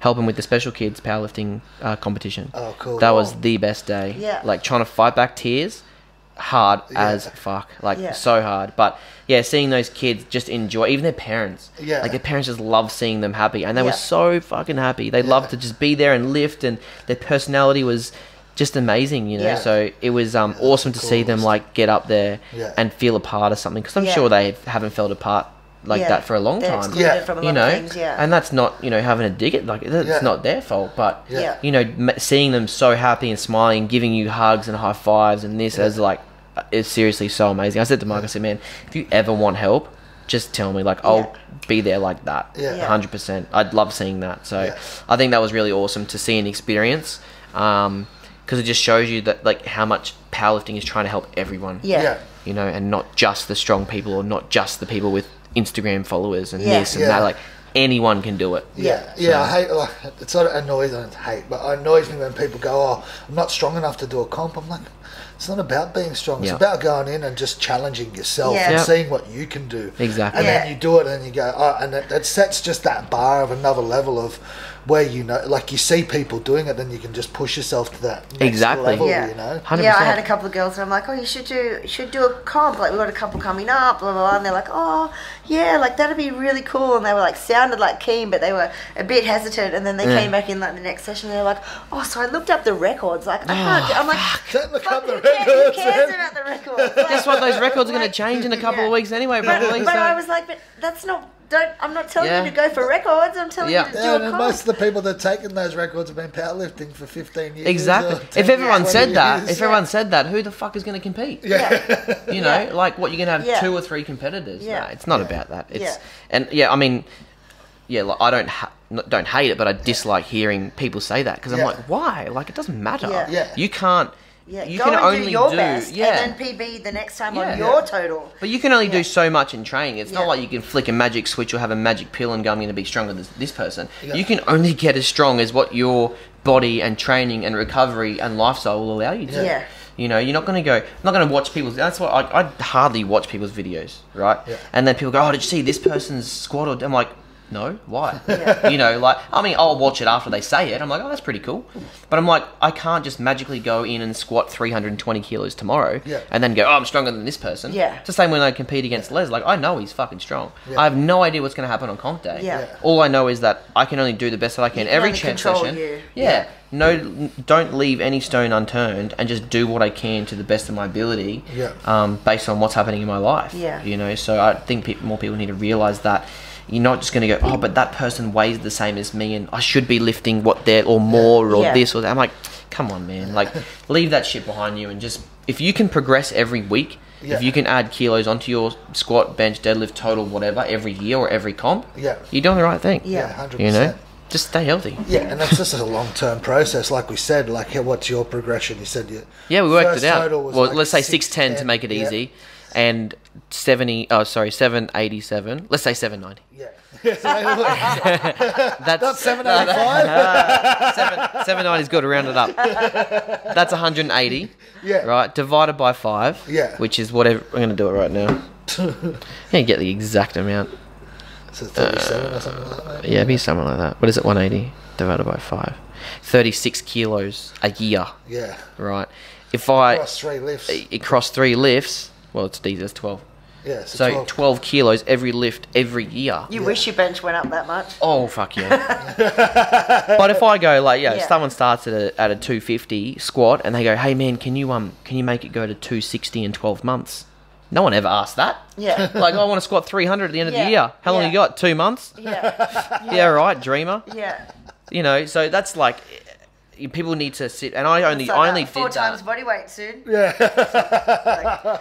Oh man, relax. Yeah, like just because Steffi Cohen pulled 4 times body weight. I even think that that's obviously a really shit way to put it too. Yeah. Like, oh man, you deadlift like 4 times. Okay. Yeah, but what if my body weight changes? Yeah. I can't deadlift 4 times now. Yeah, no, I can't deadlift. You know? Well, no, I don't know. You can't deadlift. Let's leave it at that. You can't. Okay.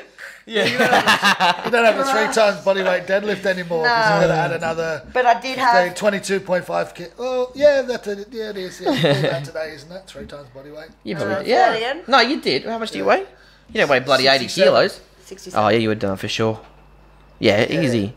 67 times 3, 201. Yeah. 205. Okay, still pull 3 times body weight. Anyway, let's wrap it up. But yeah, it's like well, that means I squatted 3 times body weight. Yeah. In my new weight class. Yeah. Go bench it now, pussy. But you know, it's one of those. Who invited him on? Fuck. Get out of my house. Get out of my house. Oh no. I'll keep your dogs here, but I'll keep your dogs here. But everyone's like, a strength curve is different too. Like if people really want to go into that, it's like, you look at a male strength curve, look at a female strength curve, look at how it drops off, look at how it stays linear. But we all have our, like, you didn't put on 12 kilos on every lift every year. No, I mean, it might be 8 one and 20 the other. That stall. I mean, everyone has a stall with bench. Like it's just like, it's not going up. It's not going up. It's not. Maybe like that for like 2 years. It's gone up 2.5 kilos. Yeah. You know, change something. If it's not going up, change something. If something's working, don't change it. Yeah. Like everyone's like, oh, you just put 5 kilos on your bench. I'm like, yeah, but it was like, it's nearly a year. Yeah. to get that 5, and my body weight went up 7. Oh, if I put 5 kilos on, I'd break 180. Yeah. That's fucking awesome. Yeah. You know, I'd love to do that. Yeah. Is it going to happen? I don't know. Yeah. You know, I just got to keep doing what I'm doing and see if it gets there closer to comp. Yeah.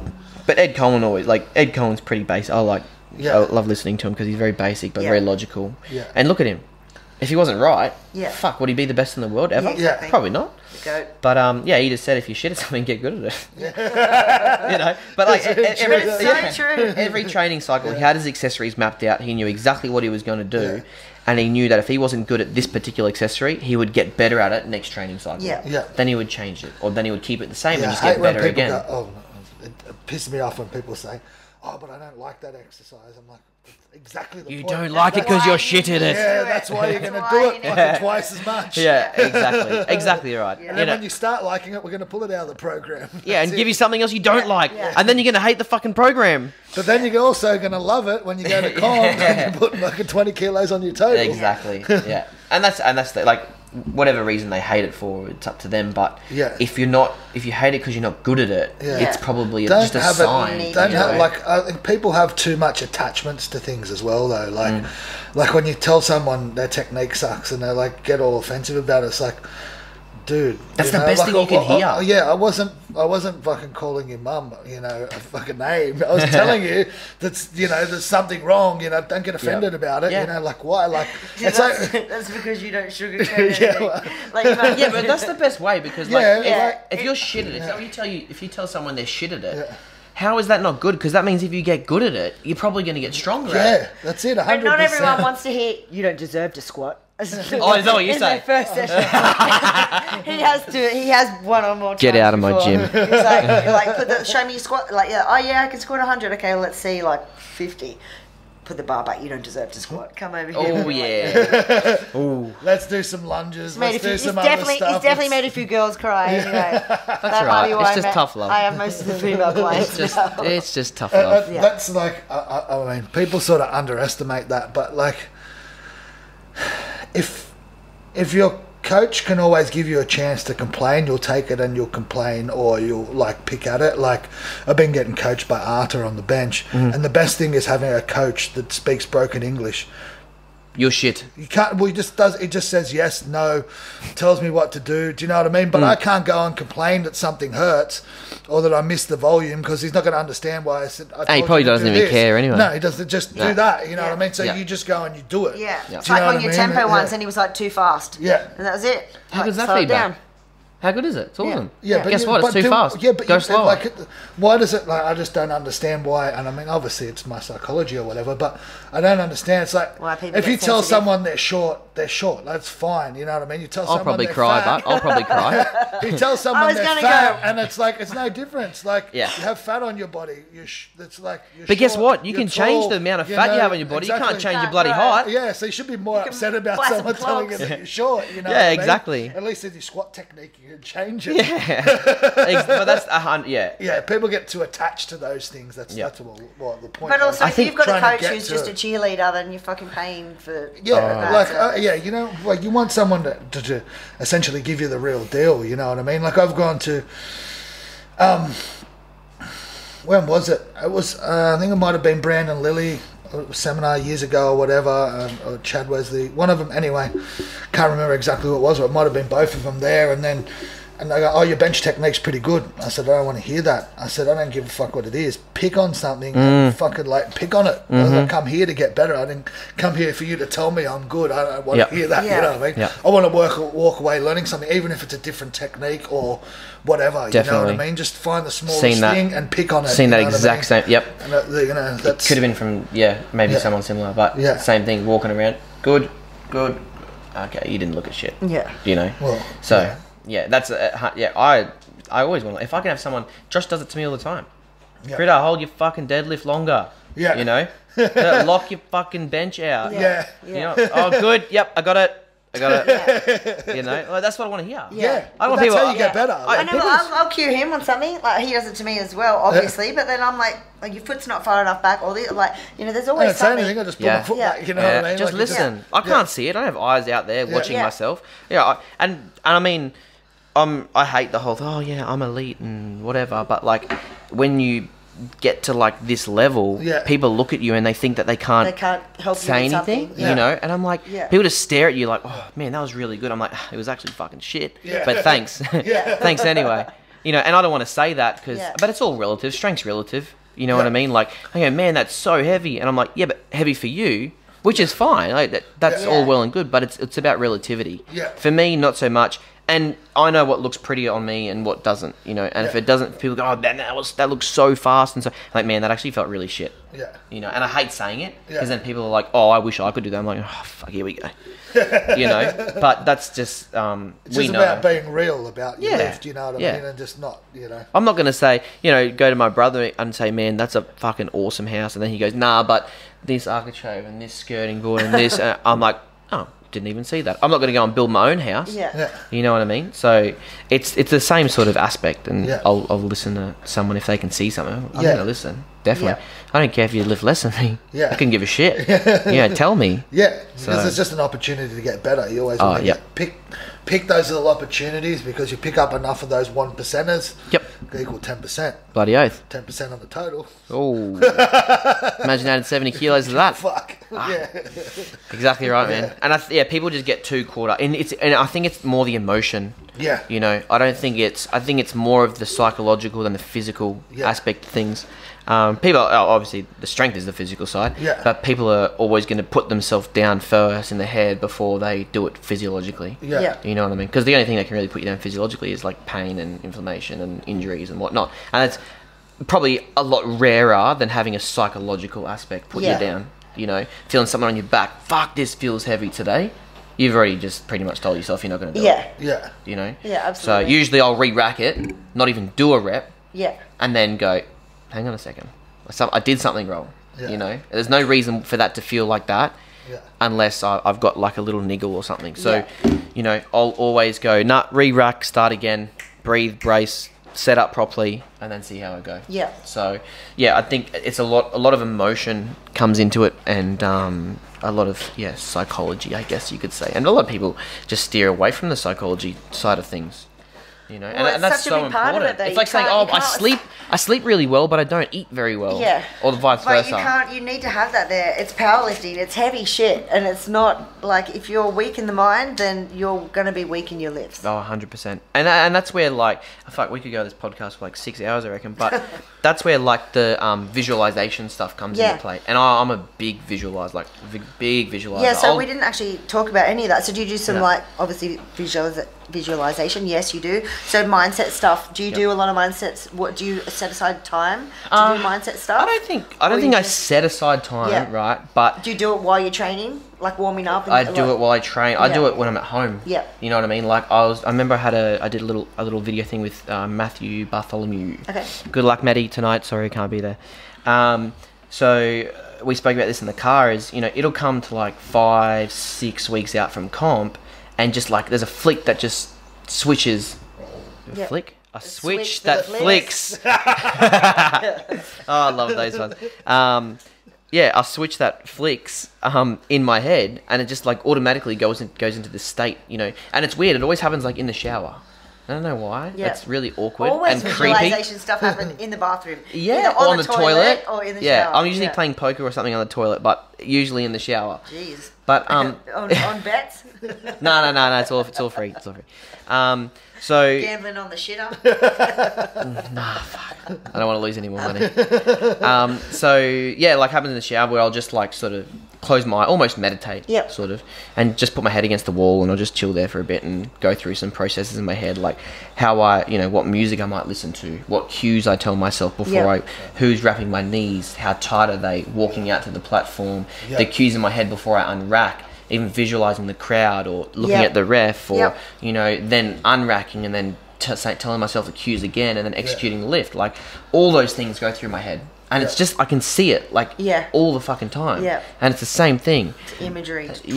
And then I tell people all the time, like if someone this happened when I've coached a fair few times. Someone will be programmed for something, especially coming into comp, openers and seconds, and they'll do their second or their opener, and they'll like fuck it up or they'll miss it or something. I'm like, go away, right? Go and sit down. You've done heavier than this last week. Right? I know you're fatigued, blah, blah, blah. Go away, close your eyes, visualize how you're going to change that, visualize your cues that you're going to tell yourself, visualize yourself succeeding that lift. Right? They'll come back and they'll fucking smoke it. 95% of the time. 85% of the time someone doesn't do it.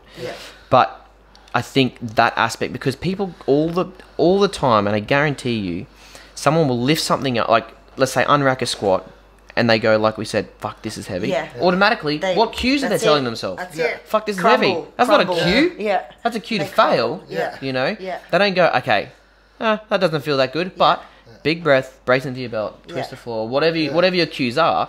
And it's like baking a cake. If you add enough flour, water, eggs, butter, sugar, whatever, and you bake it for the right amount of time, it's going to be a cake. Really? Right? It's pretty simple. If you breathe and brace efficiently, if you engage your glutes and set your feet and tell the cues that you want to tell yourself, right? We all have different cues. If you set them at the right time, in the right order, with the right intent, or intensity, it's going to be a squat. If you're not strong enough, then you're not strong enough. Yeah. But you're not going to put an amount of weight on the bar that you know that you're not going to get. Yeah. Right? There shouldn't be a time that happens. Yeah. So as long as you provide yourself with the recipe to that lift, how are you going to fucking miss it? Yeah. You know, that equals a squat, so make it a squat. Yeah. That kind of stuff. Like that's the visualization, cognitive side I like to sort of focus on.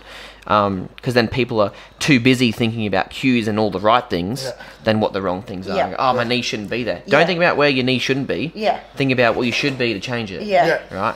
So that's just the stuff I like. Plays such a big part. Oh, it's massive. Yeah, we had a novice comp, and I was reffing, side ref, and this girl, I didn't know where, I'd met her at weigh-in the day before. It was her first comp, and she was pretty nervous. So I had a chat with her the day before, and then on the day, she was there with a husband and a coach.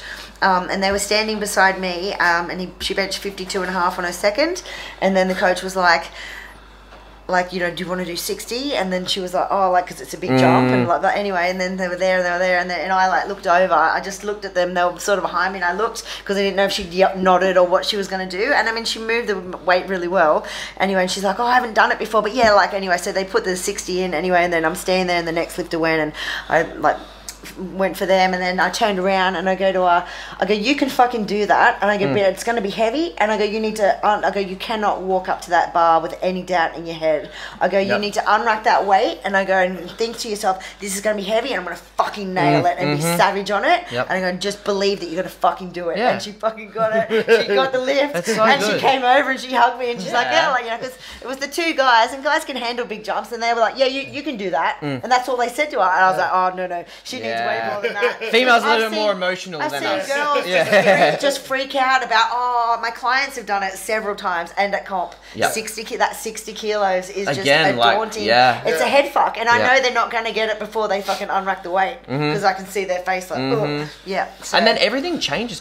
Like, you see it before, you know when someone has that doubt, because they'll lift it, and the way that they move it, it's like, I've never seen you move the fucking bar like that. Yeah. Why did it happen? Because you weren't thinking about it. Yeah. You know, and it literally just comes down to that. And that's where, like, you know, even before I lift, I'll be, you know, backstage. I can see it now, you know, sitting on a chair backstage at Pro Raw, someone wrapping my knees, someone behind me on my shoulders, me with my headphones on listening. Like, they're the kind of things I visualize, and I'm telling myself, okay, like, yeah, you probably haven't done this before, if I have or haven't, right? But it's not going to change anything. Just make it move fucking well and as fast as you can. You know, and then we'll think about the next step. Not, fuck, what are we going to do for bench to beat Les? Because that's never happening. But you shouldn't be thinking about shit that's going to happen. No. And then if you do fuck something up, like let's say it's a squat, and squats are over, then forget about it. The more you keep dwelling on that lift, going into bench and squats, again, like we said, your mind is elsewhere. Wasted energy. You know? Wear the same clothes that day. You have to think about it. You know? So it's just that, wasted energy. It's not, your mind and the psychological aspect is not there with that lift. And I guarantee you, it might not be conscious, but it's subconscious. You know? Yeah, that's good. What great words from you, Critta. Oh, thanks. I should be a poet or something, or a writer. Good luck something with like that. Working 2 jobs again. Ooh. Problem is, with the fucking Greek last name, mate, they're going to have to give you a page just to spell it. They do run out of space when they give you, like, your first name, last name. I run out of space because of my first name. My first name is longer than my last name. It's Christopher. Christopher. I haven't heard that in bloody years. Probably haven't heard that in, like, over 20 years.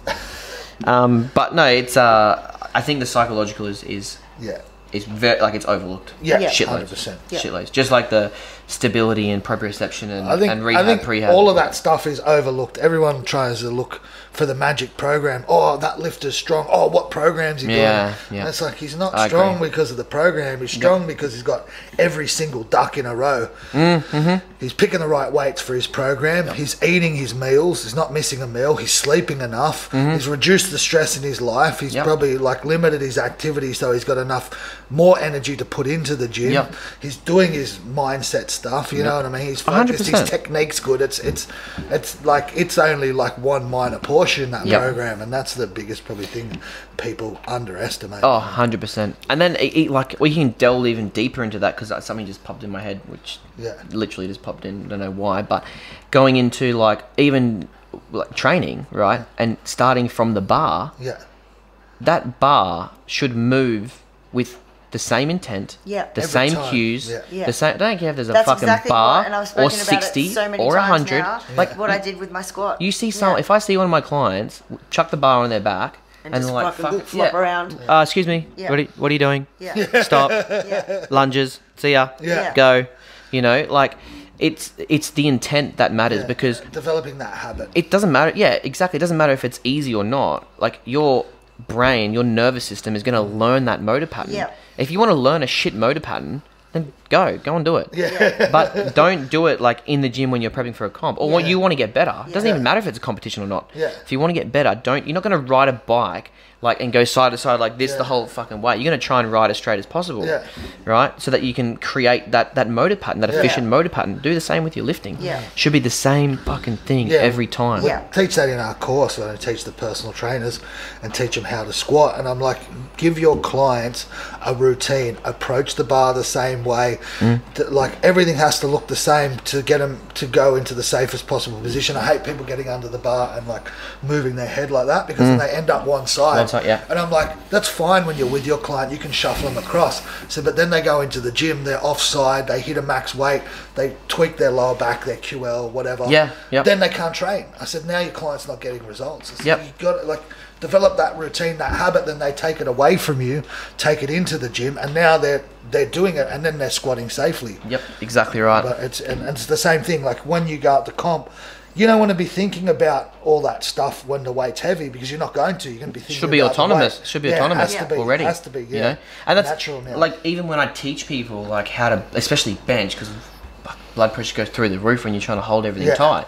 But when you teach bench, and I'm like shaking and shit under the bar, people are like, how the hell do you bench over 100 kilos if you're I'm like, yeah, but that's me getting tight. That's me creating intent to the bar and all that. And then I get up and I'm like lightheaded because and like, oh, that looked really hard. I'm like, yeah, it fucking was. Just being in the position is hard. The weight was light. Is the easy part. But like creating that intent and the right energy and all that shit into a lift should be the same way. You don't exactly what you say. You don't want to be thinking about that. It should just become autonomous. You shouldn't. You do it once, twice a week, every single week, 52 weeks of the year. Even you're still going to do it in your deload. All right. If you train 52 weeks a year. That's a lot of fucking times. You know, to create a good motor pattern. And obviously it's harder. What's that saying? You can't teach an old dog new tricks or something.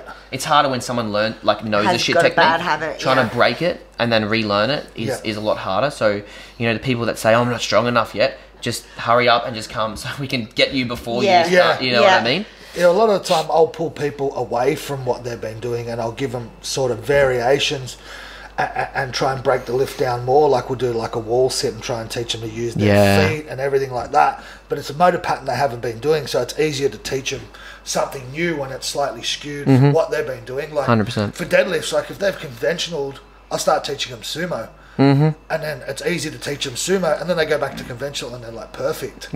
Exactly. You know what another thing is that's I've like sort of picked up the last 6 or so months, those wall squat holds, right? But with like a gym ball as well, doing it with that, even like out of hip circle if you really want to.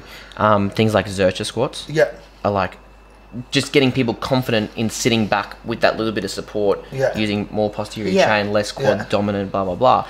Just adding those things here and there, and then people get that motor pattern of, you know, trying to create external rotation while using that posterior chain with that support. Obviously, you're not going to give that person support all the time, but I think there's cool little ways that you can change it up, and then people go, oh, that feels so good. Then they try and mimic that in a proper squat, and you go, there you go, it's fixed.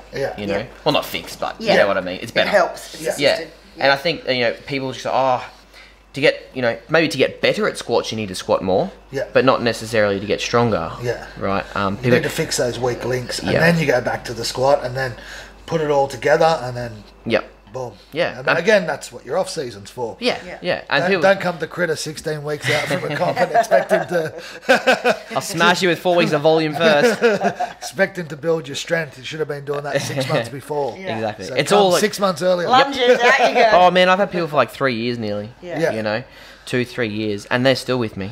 But it's the best crazy. When you have someone for a long. What people don't realise is that I can't learn your body in 16 weeks. Like there's just not enough information. I don't know how your diet is, your lifestyle, how much volume I can give you, how you're recovering from that.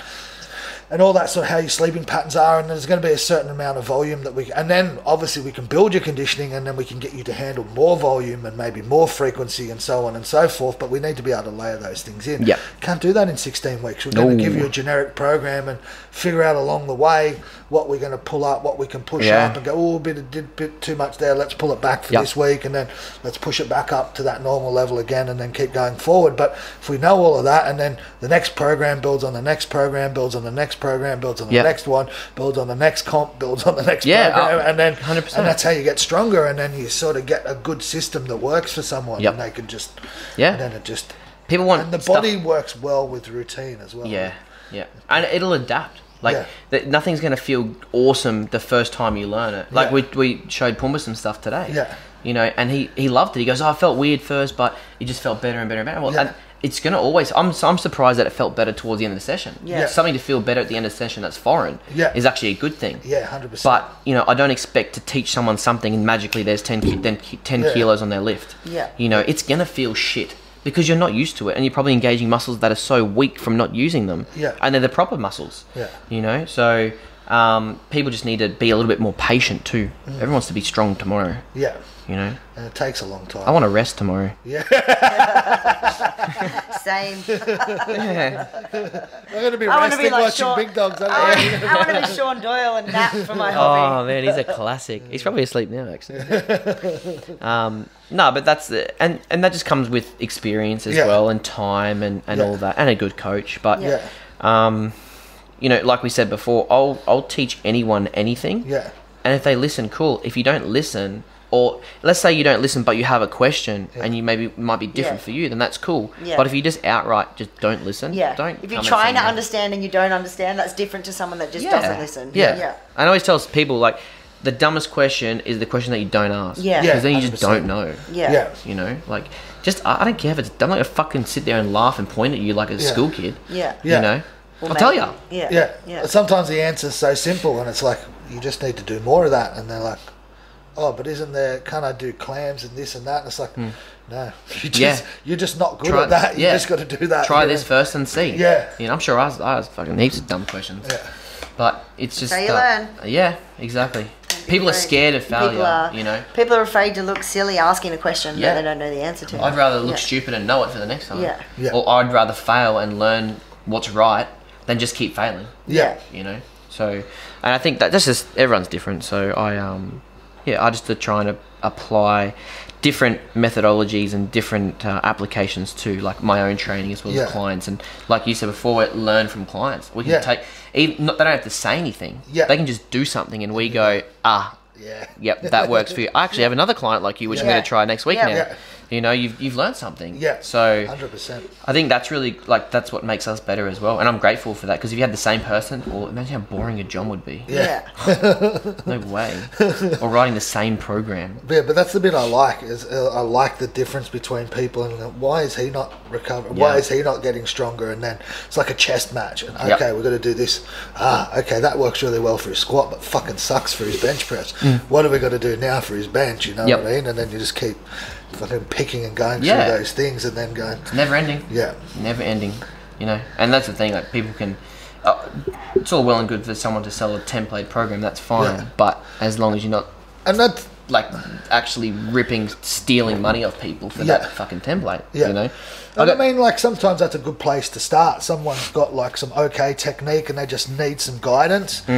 But it's also, again, as we said, the program's just one part. As a coach, like, people come to you, I want a program, and I'm like, the program is not important. I'll give you a 4-week program, but you send me your videos every week, and I'll watch your bar speed and what happens, or what goes up, what goes down, and how, if it's moving, how I move, and I'm going to adjust the next week according to that. Maybe I'm going to put more volume, less volume, more 100%. Weight. So I'm going to see a weakness. I'm going to go, fuck, okay, we need to put this accessory work in there. Like, I actually don't really care about the program till I've coached you for 6 months, because it's just going to keep evolving and changing. Well, even still, when you teach them for 6 months, it's still... You know what exactly, I mean? But yeah, like, you're just going to get a better idea of this much volume for here, that much volume for there, and it's not about the program at all. It's about you listening to the cues I give you, you going in the gym and fixing them, and then we get enough layer enough. Yeah, once we get that technique right, and then bodies are resilient enough, then we can start putting more loading on, trying to slowly increase that volume, come to a point. Okay, now we've overreached you a bit. Let's pull it back. Now let's try and layer in some more frequency or something like that, and just slowly implementing those things. It's not just that one 16-week program really just means shit. And it's gonna. Whatever I gave you in the beginning is going to be different the next time. At the end. Yeah, exactly. I think that's a really good word that you use. Just the word. Fuck what you just said. Just the one word. Resiliency. Yeah. I think that's a really, really good word. But like what you said, like you literally nailed it. And I think that's super important for people to understand is, you can have this, let's say, Shaco. Shaco program. Yeah. That is not going to work for every single person. Yeah. You know, I so many people like become broken from that. Yes. You know, and that's the problem is it might work really well for 50% of people, but what happens to the other 50% of people? Yeah. He's made some quick money, cool, whatever. But you got to realise too, like Shaco in the beginning, Shaco is a coach and his programs are based off the lifter, and he gives them their next workout every week based on the bar speed and but those programs that are online are actually programs for individuals with certain weaknesses or at certain levels. And it wasn't actually Shaco that put them online. It was Dave Bates and what was the other guy, another American lifter. Anyway, they got programs from Shaco, and then they translated them to English, and then they just put them on the internet in the forum days to show people what the Russian training was like. But if you read Shaco's book, the first translated one, the way that he actually starts you out is completely different to the program. It's 3 days, and the way you start off is really light. It's not like you go in and start squatting at 70% for 6 sets of 3 or whatever.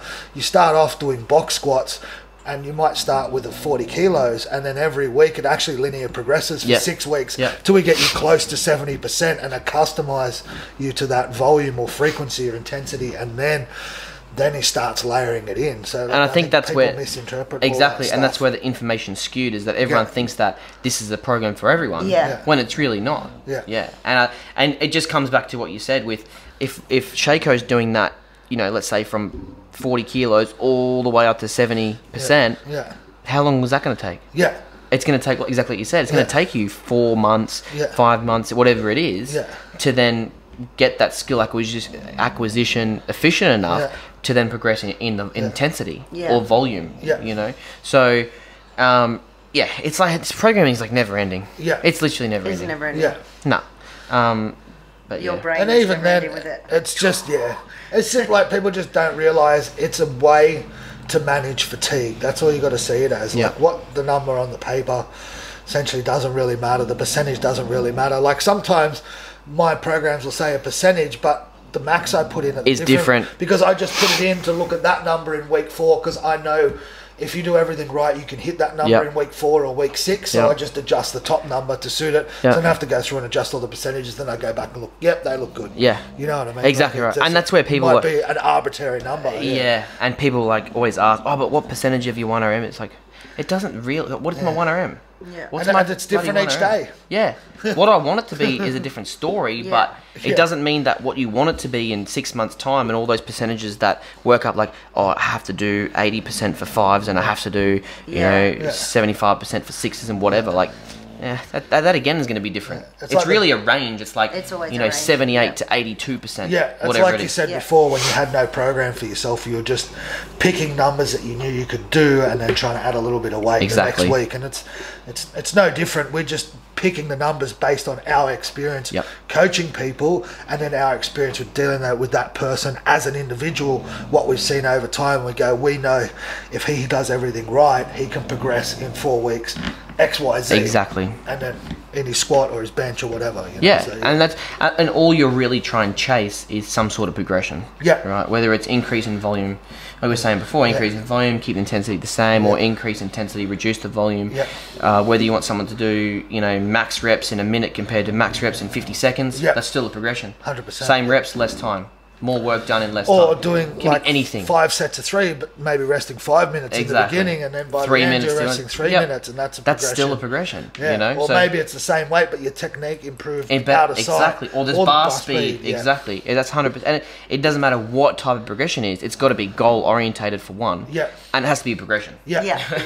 And if you keep those things in mind, you're going to get better at something. Yeah. What it is, I don't know, because I don't know the goal. Yeah. But you're going to get better. Yeah, 100%. You know? So I think, we're definitely on the same page with that. Yeah. 100%. Stop stealing my ideas from me. But you listen to most people, you know, I've been to Seb seminars and stuff like that, and like if you understand all that theory and everything, everyone's saying pretty much the same thing. They just have their own way of structuring it. Seb talks really good. He talks really well. I'm jealous. You're man crushing. I'm sure he man crushing. He doesn't have a beard though. I was going to say, I'm sure he's man crushing over my beard. Sorry, Seb, your beard's poverty. What beard? Sometimes it grows a bit of stubble. He looks good. Pussy. Nah, but I think, 100%. I seriously couldn't agree with them more. All right, that's good. Nice long podcast. Awesome. It's the longest one we've done. But yes. Cool. Yes. Crit wins. Crit wins. Yes. Well done, buddy. The time. But how long was it? 1:49 nearly. Yeah. Who's your next one? We'll cut them. What did Gwayne? It was about an hour 20. It was nearly an hour and a half, I think. Okay, an hour and a half. Yeah. Got your G. Yeah. So he's on to you. Cool. But thanks for coming on today. It was chat. It was a pleasure. Thank you so much. Yeah. Very awesome welcome. to spend time with you guys. Yeah, thanks for today. Training, eating. Deadlift PBs. Yes. Yeah. Good shit. Very good. No, it's been awesome. I really have enjoyed it. I think more people need to sort of get involved in this kind of stuff and learn a bit more and just be open-minded. You know, like don't go in so closed-minded. Don't go, oh, but the internet told me this and this person told me this. That's cool. Yeah. It's probably not wrong. Yeah. But you can still bloody learn more. Exactly. Yeah, like we some said, people you can learn misconstrue from what people say sometimes, though, and they'll say, well, this person said this, and I'm saying, I know what that person says, but he's saying it in this context. Exactly. And you're using it for this context, so that and your perception is going to be different to someone else's perception. 100%, Yeah, and that's just information getting skewed here and there, and which is fine, but just being open-minded and wanting to learn, you know, like all the time, I think is the main key to it all. So any good coach who is still learning and wants to learn more is a good coach. If you think you can, if you think you know enough, fuck, you got no idea. Why aren't you a billionaire? You know, why didn't you invent Tesla? You can never know enough. You know what I mean? Like you see guys like Chico going and learning from other people. Like you're talking about one of the top powerlifting coaches of all time. You know what I mean? Like who's coached Olympic lifters and the whole fucking Russian national powerlifting team, and that guy's still learning. So how do you know more than him? Oh, you know what I mean? That's because I did. Who's done a degree? An actual degree. I did my Cert 3, Cert 4. I'm qualified now. Well, as we say at Australian Combat and Exercise, education never stops. Oh yeah, knowledge is power. Like that one. That was you, Hayes. Knowledge is power. There's so many. Thank you. Thank you. Cool. No, thank you. Cheers, buddy. Okay, guys. See us. Bye.